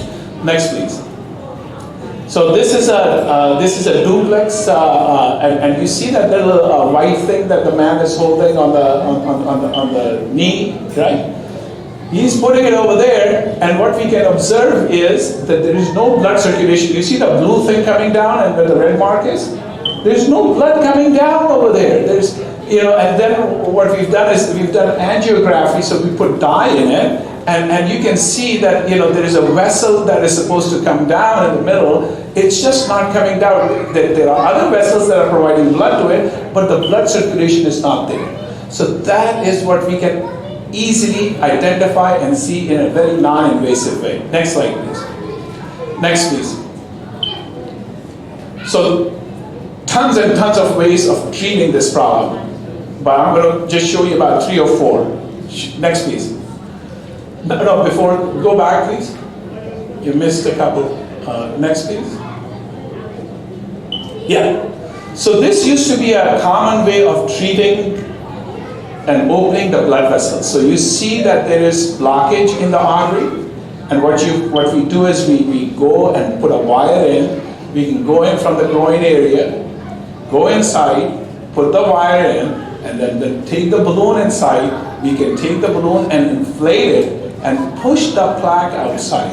This is one way of dealing with opening the artery. Next, please. Then we came up with putting a stent in it. You see the lumen of the artery, it's blocked completely. The only thing that is going in is the wire. Then the balloon inflates it, opens it up, and on top of the balloon we put a little wire thing, a stent. It's deployed. And the stent is keeping the artery completely open now. Next, please. After that, some other devices came, and we used those devices also, that we can actually go into the artery. It's like a little scrape. The nail file that you guys have? Something very similar, but it's metallic. It can go and scrape and clean out all the junk in the artery. Next, please. This is a rotor. This looks like, some movie thing, right? But this is, the RPMs of the car.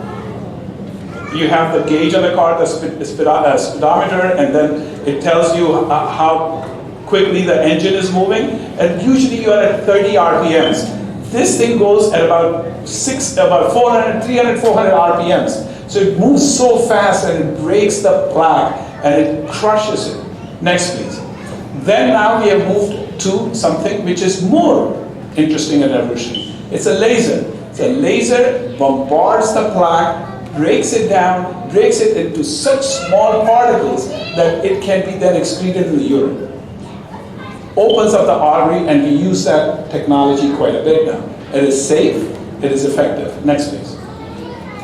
So there are a lot of people who have wounds, right? And the wounds don't get healed. And this is an example of a wound that was not getting healed. And you see, you can compare the two radiological pictures on top, and you can see that on one side you see that this side, the artery is just not opening up. Blood circulation is not good. We open the artery up, and a few weeks later, the wound starts healing. Because the blood is going there, because the blood was just not going there. Next, please. Another one, you can see where the mark is. The thin artery that you see is a collateral artery, but the main artery, the main superficial femoral artery is clogged over there, so it's just not supplying enough blood. We went in, opened it, look at the wound and the difficulty this human being had to live under, and the care that had to be provided for this individual. This is a painful ulcer. It is very difficult. And after the blood circulation, it gets better. Next, please. So over the years, research has clearly shown that doing this kind of work, the endovascular work that we say versus the surgery that used to be done, has decreased limb amputation from 32% to almost 5%. As you can see, it used to be just surgery that was being performed for these procedures. Then endovascular folks came in, and the new science developed, and endovascular work was being done, and the green bar is the endovascular work. Now, majority of this type of work is done by endovascular surgeons, and the amputations have gone down drastically. And this is in 2010. I can guarantee you, if I had data to show you for the next 6 years, it would have gone down much more, because now we recognize the disease. But the critical thing is that all of you have to know about it. And I'll show you why it is important. Next slide, please. So there was one slide over there that kind of showed, I don't know if we skipped it, that only 28% of the population in the United States knows about peripheral artery disease. They're just not aware that this disease exists, because nobody talks about it. We talk about hypertension, we talk about all the other things, but this doesn't exist. So it used to be that these procedures that I showed you were done in a hospital setting. Now, most of them are in an outpatient-based lab. So patients come in the morning, and the procedure is done, and they're back to their home or the nursing home or wherever they are coming from. End of the day, 6, 7 p.m. they're back home. It's a very safe procedure over the years. Very few complications. Very few people needing 0.04% of the population that went through this procedure needed some type of hospitalization. No deaths occurred. Very safe and effective way of taking care of arteries in the legs. Next, please. The cost to the community at large is much cheaper. In a hospital setting, it costs twice as much to do this. In an outpatient lab or an ambulatory surgery center, it costs much less. And it's much quicker, much faster, and there are so many advantages to it that now society, medicine, and everybody else is realizing that. Next, please. So there's safety. Obviously, we talked about it to have it done in an OBL. There's patient satisfaction because they're in and out very quickly. There's efficiency. There's focused care. So basically, the staff knows what they're doing and they're focusing on that. And obviously, there's a huge societal efficiency because of the cost that is decreased tremendously. Next, please. So I don't want to go into that, but this is what we do. So this is part of my slide deck that I present to various people. We provide improved quality of care, limited unnecessary patient transfers. We have a dedicated team that, including Olu, that takes care of those patients, screen those patients. We have family involved in it, we have primary care physician involved in it, and we've got a whole setup that it is done in such a way that everybody is satisfied at the end of the day, and obviously it's a huge cost saving. Next, please. Next. And by the way, all the data that I showed you comes from very significant resources. One of the things that we've got to focus on, and what we focus on, and we'd like you to do for us, is join us in the fight against amputation. It is not needed. It can be prevented. And what the campaign that I run is called Saving Limbs, Saving Lives, because we can save the limbs. I don't care if you come to us or your family members come to us, have them screened properly, because having a limb taken off from your body is the cost, the psychological pressure, issues related to it are just huge. And again, remember, hypertension, diabetes, smoking, obesity, a healthier lifestyle can eliminate most of that. Age may get older, but we have to be healthy. Doesn't matter how old we are. Next, please. And I think that's my last slide. And I thank you. I'll be around if you have any questions. Thank you, Dr. Rashid. Let's give a clap offering to Dr. Rashid. Very big clap offering. We are blessed, amen? So our last, we are going to have questions. So the doctors are going to be here. They're going to answer our questions. But our last is Sister Salami. Let's give a clap offering. She's going to give us one or two informations. Good morning. We have heard about all these lectures, all these educational talks. We need, after all this, we need where we can go for screening, we need where we can go for help.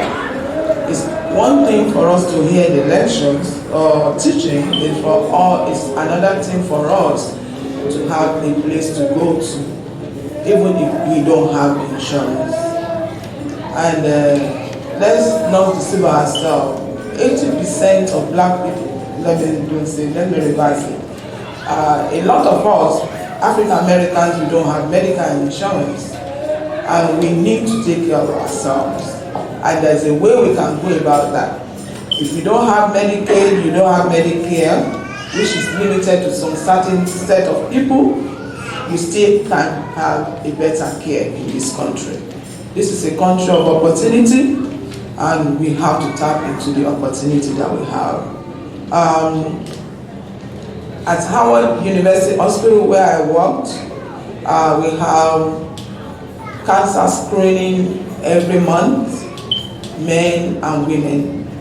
The men for prostate is for take 10, they call it. Women for breast cancer, first Saturday of every month at Howard University Hospital.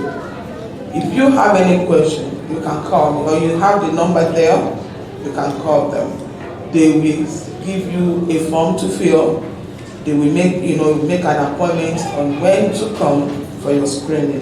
Breast cancer screening is very, very important, as well as prostate screening. We have to do all the screening. At Howard University Hospital, it's free. You don't have to have insurance. You don't have to have papers. You don't have to have green card, yellow card. You don't have to have them. All you need to is to call, or you walk in there for help.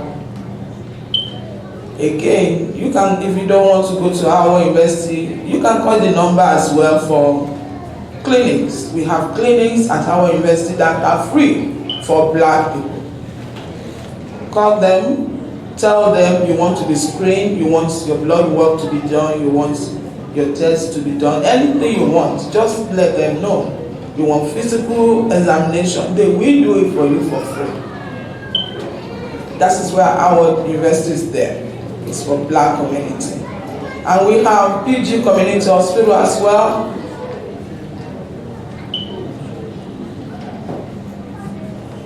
PG Community Hospital clinics is in by PG Hospital. They have free healthcare system there too. You can go there. They may ask you to pay a little payment that's based on your income, or they can do it for free. You can go there for chest x-ray free. You can go for immunization free. anything you want, just walk in there, call them. Brother Sam, can you project for the PG hospital, please?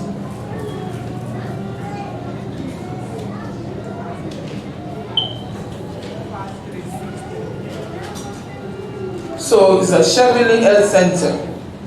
That's the address in there. You call to make an appointment.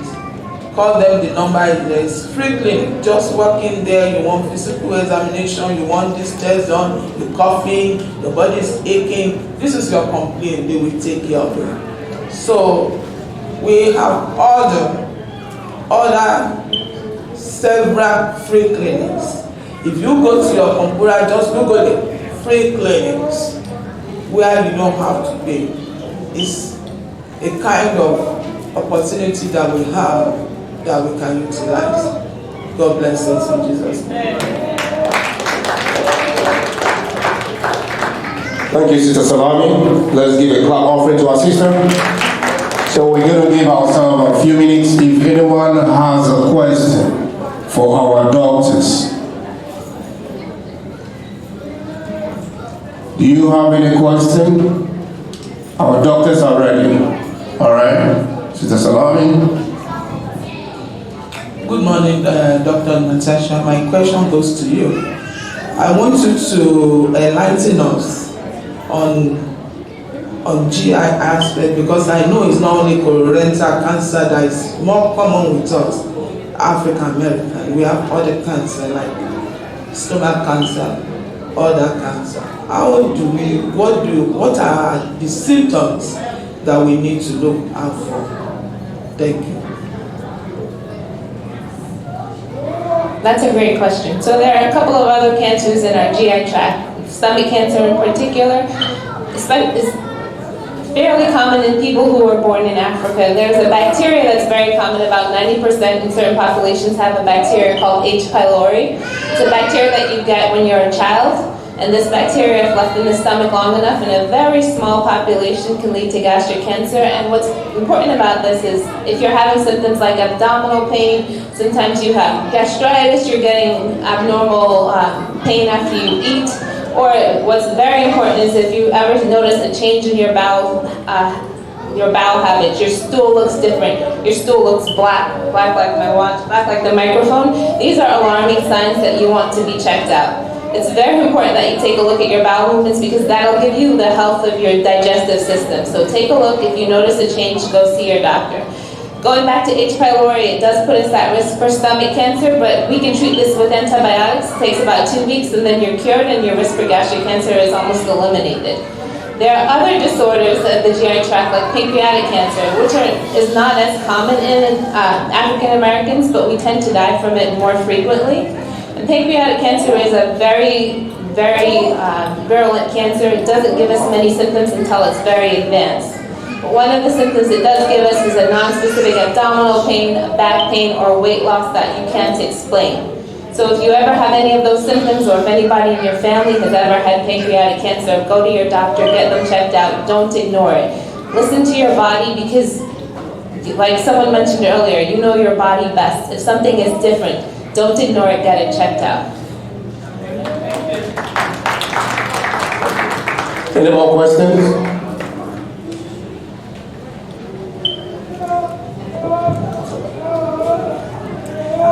Dr. Natasha, from what you just said now, you talked about bowel movements.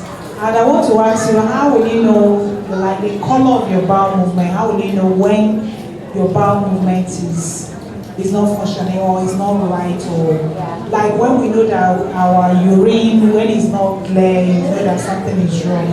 But for bowel movement, how will you know? Thank you. So a regular healthy bowel movement is a brown chocolate color.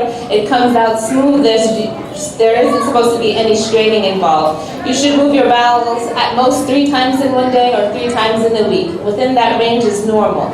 But if you have black stool like my microphone, if you ever see bright red blood, those are alarming signs. If your stool changes color, becomes clay colored or white, that's another alarming sign that you should get checked out. So it's always a good idea to take a peek after you have a bowel movement. You want to have well-formed brown bowel movements that you don't strain for.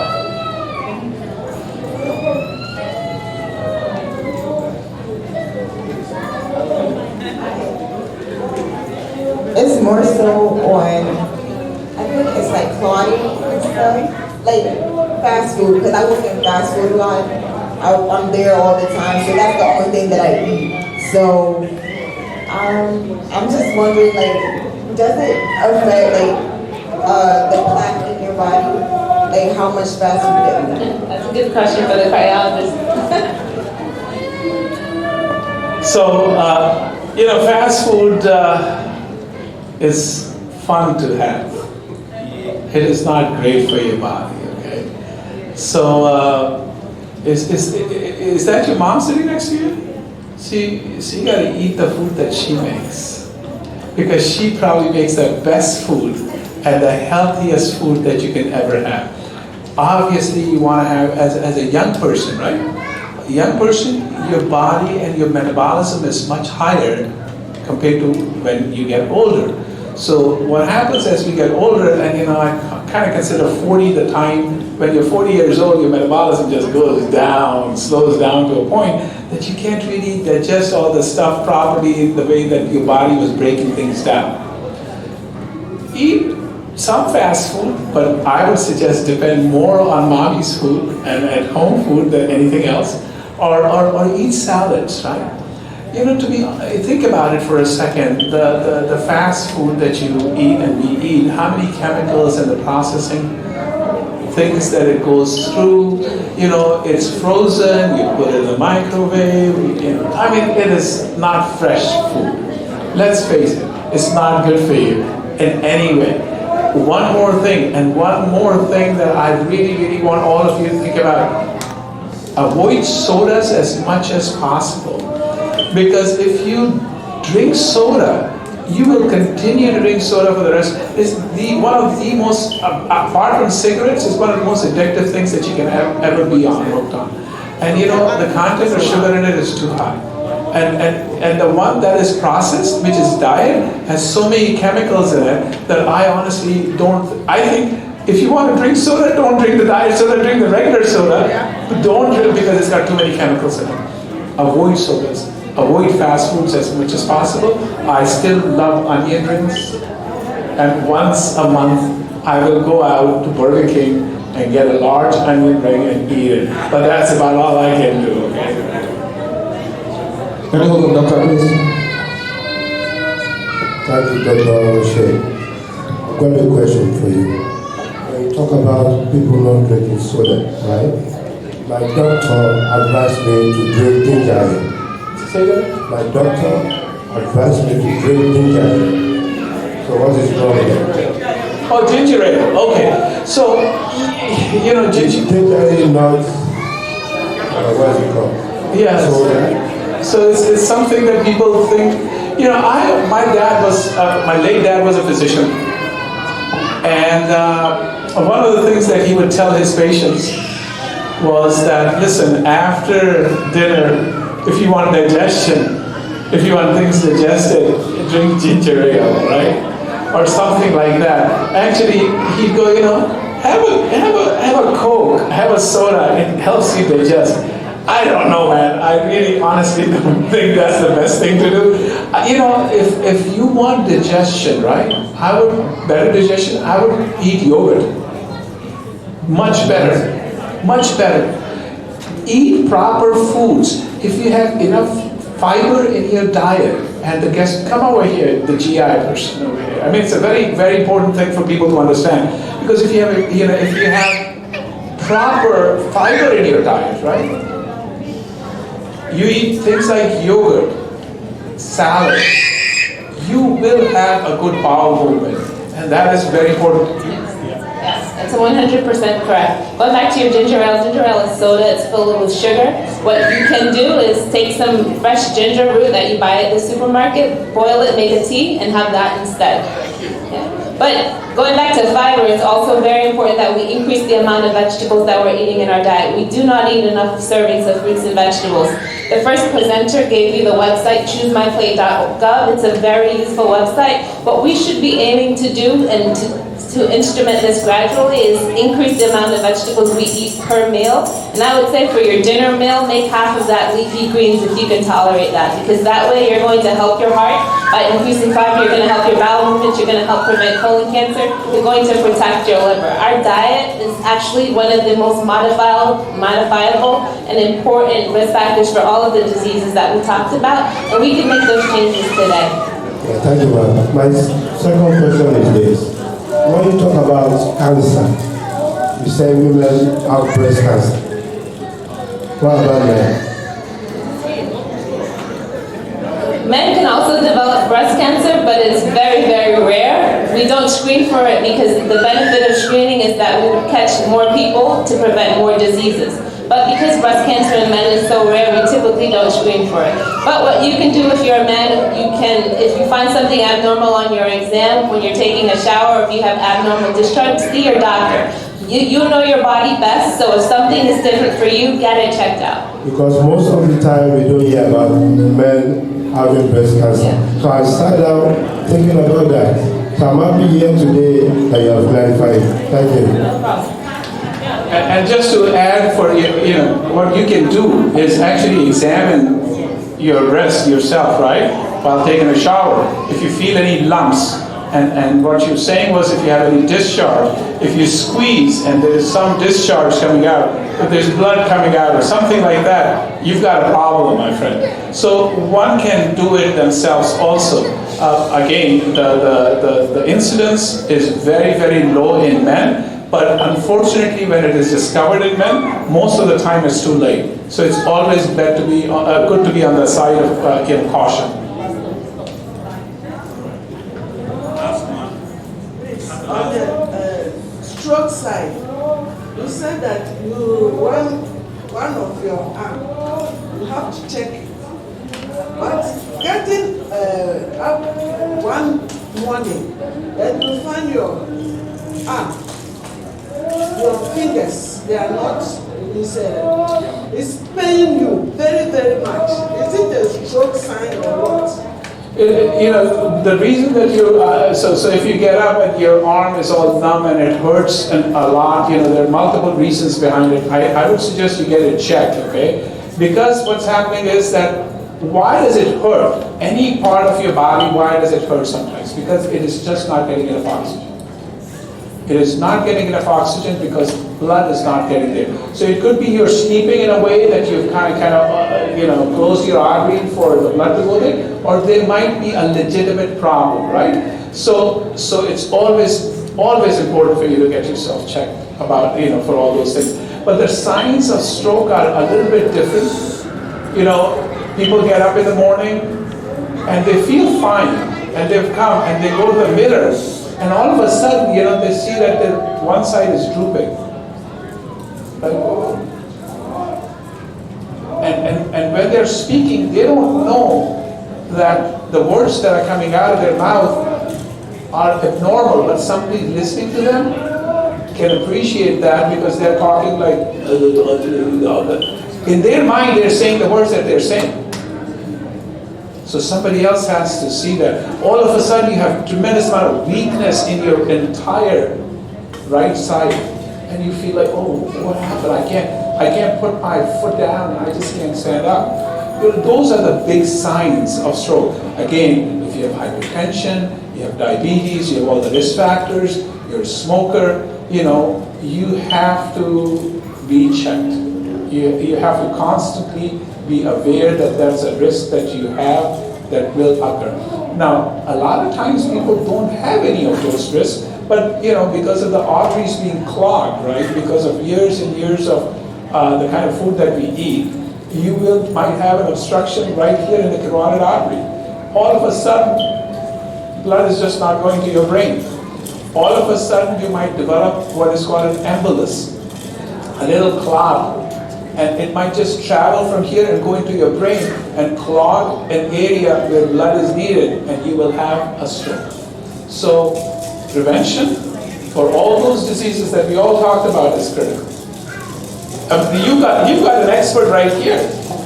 Come over here. No, come here, my friend. So here is a man from your congregation who works with us, and I think he's a brilliant guy. And he can help in a lot of ways, because if you have questions, and you're here every Sunday, right? Yeah. So I'm gonna ask him every Sunday to do a little kind of half-a-day clinic, or I'll help them out, you know. And because it's so important, because you have somebody in your community who knows all these things. You can ask him questions. Now, I'm sorry I forgot your name. You talked about the free exam, test and all that can happen, and free screening. So I also, prior to this, for 3 years, I used to run a charitable clinic, for the safety net clinic. So in Montgomery County and in Prince George's County, there are two things that are clear, and Washington, D.C. If you want to get free mammograms done, you can get them done. Doesn't matter if you have insurance, doesn't matter if you have a green card or a yellow card, whatever. You can get colorectal cancer screening. There's something called the FIT test that is provided for free for people who do not have insurance. Now there's safety net clinics. There's Catholic Charities in Washington, D.C., Catholic Charities in Montgomery County. Mercy has a clinic. There is MCC. I used to run the MCC clinic, Muslim Community Center clinic in Silver Spring on New Hampshire Avenue. Most of these safety net clinics, they don't ask for anything from you, okay? You go in, there's a small copay, $30, you will get checked. You will get your loved one checked. If you have a parent visiting or a relative visiting from your country coming over here, and if they don't feel good, take them to these clinics to get checked. The labs in these clinics are almost 90% discounted because they get the not-for-profit rate. So in our clinic, I had the setup that the basic panel that you have to get is what was it, $5 or something like that, $7 that included CBC, CMP, thyroid function test. Thyroid function test were $2. Cheaper than Nigeria, because I know. So this brings me back, and I'm very happy that I'm with the Nigerian congregation over here, because in 1995 I met this young man that I was at Hopkins. I was in school with them. His name is Benga, and they're still very, very good friends. He's in Virginia right now. He's the health officer in West Virginia, sorry. And brings back a lot of good memories. So thank you for having me over here. Praise the Lord. My question goes to Dr. Bumi Daramaja. I want to ask a question about the hepatitis B. For people that have hepatitis B, is there a certain food for them to be taken? One, make sure you have, just like Dr. Natasha said, healthy meal. If you can lessen even your carbohydrates, that would be great. Have more protein. That's very good for you. We have a lot of good food as in Africans. All those efforiro, they are very good for you. I mean, you have to lessen the palm oil though. Instead, use olive oil. Things like that you can eat. If you want your digestive system, have yogurt, salad. They are very good for you. A lot of us say, oh, salad, who's going to eat grass? But you can make salad that is very good to eat. Without putting all this African style salad that is, will give you a lot of fat and calories and clog your liver, with fat. If you make your liver healthy by eating healthy meal, you will go a long way. And if you have that disease, another thing that I would suggest is be careful of the herbs that you consume, because some of them do affect your liver. If you have the hepatitis, you want to limit the amount of Tylenol you consume. Even if you can avoid taking Tylenol, that's fine. But if you cannot, just limit it to no more than like 2,000 milligrams a day. Alcohol is very crucial. If you're used to drinking alcohol, if you have, I mean, you're not supposed to be drinking that much alcohol anyway. But if you have hepatitis, that is your number one enemy.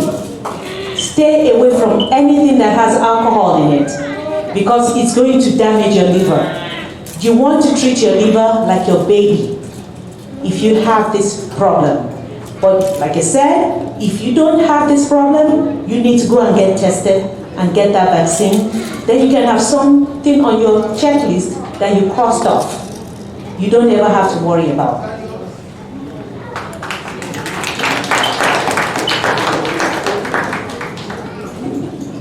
Actually, this is going to be the last one, so that we can let the doctors go. So after you, Sister Salamina, is going to be the last question. I would rather advise all of us to go see our doctors. Let's go see our doctors, so that whatever our doctor says, we'll take it from there. But Pastor promised us we are going to do this very often. We're going to bring more people to come and talk to us about health. Amen? Thank you. My question goes to Dr. Adar-Imagine. Concerning hepatitis B, what are the treatment options? Is it only for, because we did not talk about the treatment option. Thank you. Hepatitis B has no cure. Hepatitis C has a cure. If you have hepatitis B, not everybody needs medication. You have to get to a certain level, and the virus is multiplying very fast before a doctor will recommend that you take these medications. They are very expensive, and they are not medications you start and then you just stop. But you can manage it through, they will check your liver. I mean, they will do blood work every 6 months. Once a year, they will do ultrasound of your liver to see if you're developing any problem with your liver. That's all you have to do, and then just watch your diet. You can exercise, eat good balanced diet, and you'll be fine. You might even be healthier than someone who has high blood pressure and things like that. Like I was saying, if that is not treated, that can kill you first before heart attack or high blood pressure or diabetes kills you. Thank you, Doctor. Let's give a rousing clap offering to our doctors. Please, let's stand on our feet and let's clap for our doctors. I have learned so much today. I learned something also when we went to the Howard University for the men.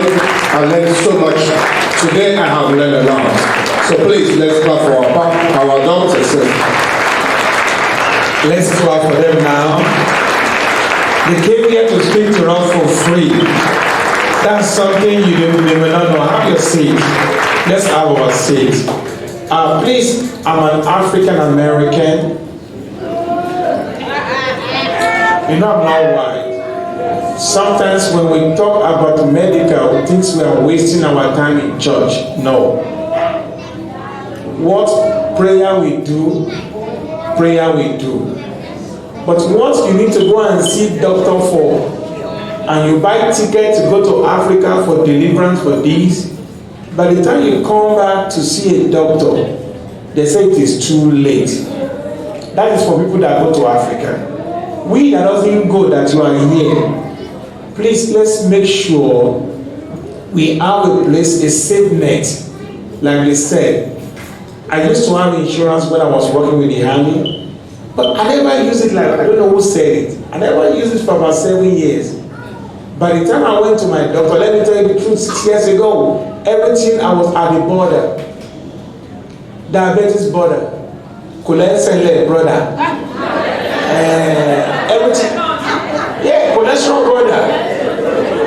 And the man looked at me and said, I have to do fasting test. By 4 p.m., I was hungry. And he said, if you eat, you go and do this test, you will go back and pay again. As at that time, I had no insurance. All my tests is about 1,000 something. I did not tell him, but I knew something was wrong with my body. By the time I did the test, he came back and said, this is what you have to run away from. Let me tell you, if I'm coming here, and you don't run from what you need to run from, that person is going towards the gate of death. He said, Pastor Israel, sugar, salt. Hey, I said, how am I going to eat? The first week, it was so, everything doesn't taste well. But by the time I went back 6 months after, he said, what did you do? I said, wait, that thing began to ring to my ear. I don't want to die, yo. That's all. I don't want to die yet. Now, every time I go, I've done my, what do they call it?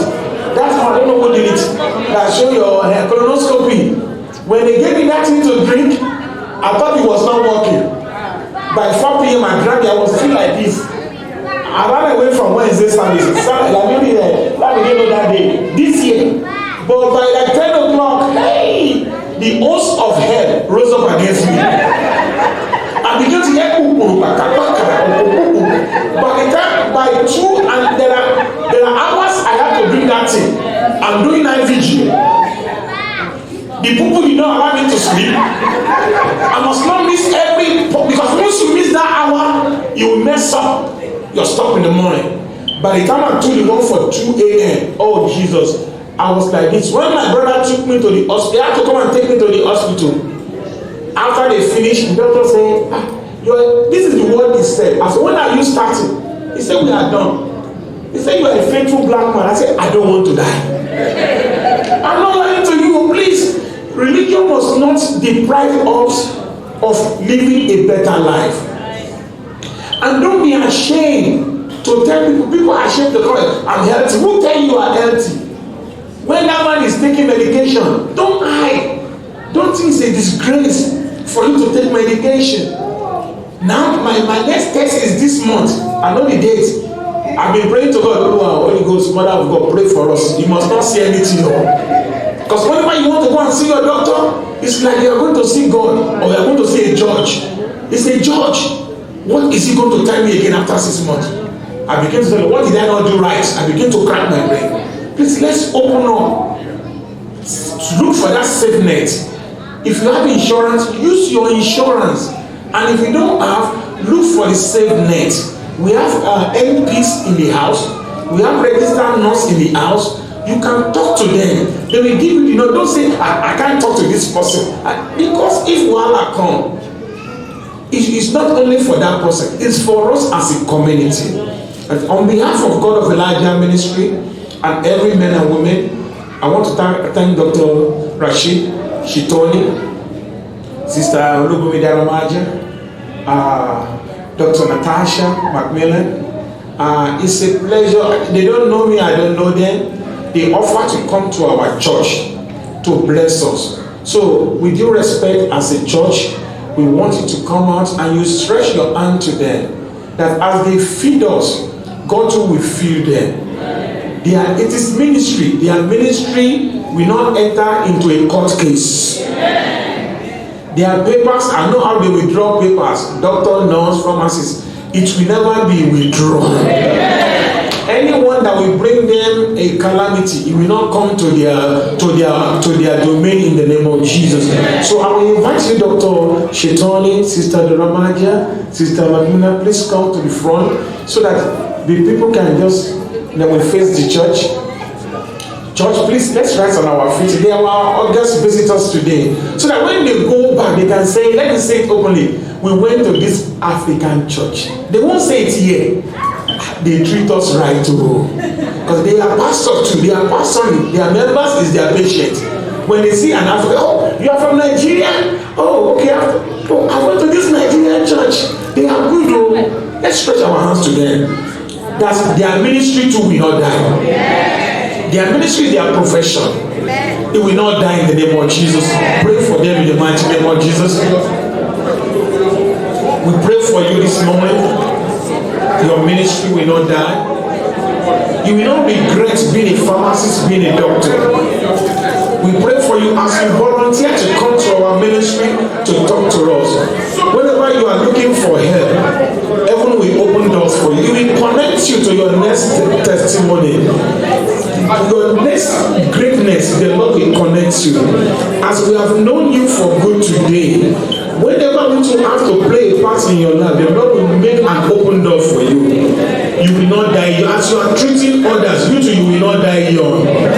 You will fulfill the numbers of your years in the name of Jesus. And I soak you as a Christian, the blood of Jesus is our healer. I soak you with the blood of Jesus. I ask the angel of the Lord, as you have helped us in this ministry to speak, to go on your behalf in the name of Jesus. Go from glory to glory. Go from honor to honor. For in Jesus' mighty name we pray. Don't go yet. Where's Brother Emmanuel? There was something that happened because there was people did not know, but there was a chain. Dr. Rashid Shitoni volunteered yesterday to come and speak to us. Our original doctor was Dr. Chandra. Did I pronounce it right? But there was other engagement that he has to go to that did not allow him. So we have a token that we want to give, but because you just volunteered yesterday that they told me, we could not prepare, but the original gift is coming. No, we have to wear church. It's a token. It's a token. So my brother is coming with something little so that we can just say thank you to you. It's a thank you. We have nothing to give to you more than prayer and to open our eyes of understanding. Like I said, I can preach, but to me, I don't want no problem with my health. I want to live long. Don't give the wrong name. So that she goes home. Don't give the wrong name. That is what I've seen the name. Oh, I know it's O. I can spy. So this is what we did. This is not the original gift. The original, don't say, the original gift will be delivered to you by NP Olu. Then the other doctor, we are going to send original gifts to him also. We want to say thank you for coming. May the Lord bless. But don't go yet. Stay with us for about a few minutes before we share the grace. Then you can go. Let's give a hand of offering to them. Clap of offering. Say thank you. You can go back to your seat now. Clap for them now. Now you know you can't come to church without offering. Bring out your offering now. Because this is a clinic we have to run also. Please, if you have any information you want to ask Sister Salami, I'm not a doctor. Sister Salami is more Sister Idaosa, Auntie Lamide, Brother Olu, Brother Rio. Ask. Don't say you don't need help. Please, ask. Information you have will make you not to be a slave to anything in life. Information is important. Let's bring our offering this morning. Father, Lord, we just thank you, we bless you, we honor you, Lord. We give you glory. From the abundance you've given to us, we are sending this back to you. Accept our offering in the name of Jesus. Lord, as these professional people have come to speak to us, I ask that in their situation where they need you, intervene for them in the name of Jesus. This offering will bring life, it will never bring death. Take all the glory, Lord. For in Jesus' mighty name we are praying. For in Jesus' mighty name we are praying. Praise the Lord, oh my soul. The seas of day he has made. Hallelujah, hallelujah. Praise ye the Lord. Praise ye the Lord, oh my soul. The seas of day he has made. Hallelujah, hallelujah. Praise ye the Lord. Glory be to the Lord in the highest. Hallelujah. Glory be to the Lord in the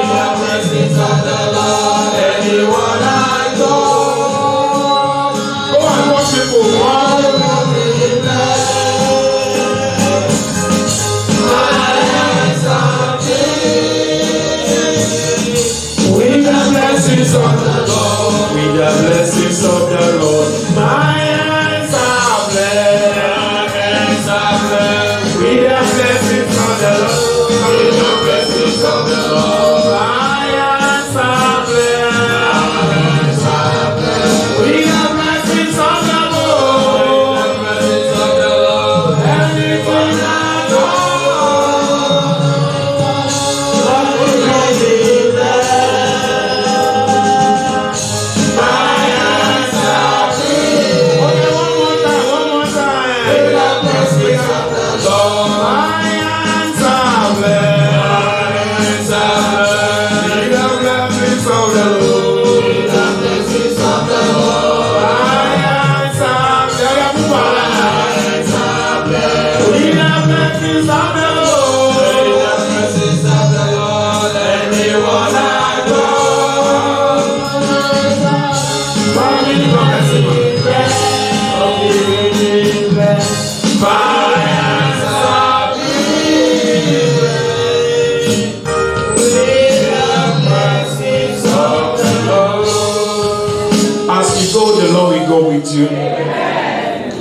As you have shown favor to me and this church, heaven will show favor to you. You will not see shame. Whatever you lay your hands, you will prosper. The door that was shut against your father will be open concerning your life. Every good thing that was taken away from your mother, it shall be restored back to you. Where you cry concerning your father, I pray God will give you joy. Wherever you have been weeping before now, a new dawn of rejoicing shall be your portion. As you go, the angel of God will go with you. The Spirit of God will not depart from you. When we shall meet tomorrow, Wednesday, and this Friday, and coming Sunday, your new testimony will be standardized. Go in peace and be established. For in Jesus' mighty name I pray. Amen. May the grace of our Lord Jesus Christ, the love of God, and the sweet fellowship of the Holy Spirit be with us now and forevermore. Amen. Surely His goodness and mercy shall follow us all the days of our lives, and we shall dwell in the house of the Lord forever and ever. Let's give God 3 hallelujah.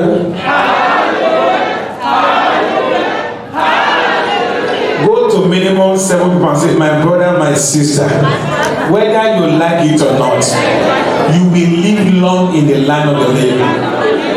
Doctor, you will live long in the land of the living. Sister Darawayo, you will live long in the land of the living. Dr. Natasha, you will live long in the land of the living. Please, there are some packages for the speakers.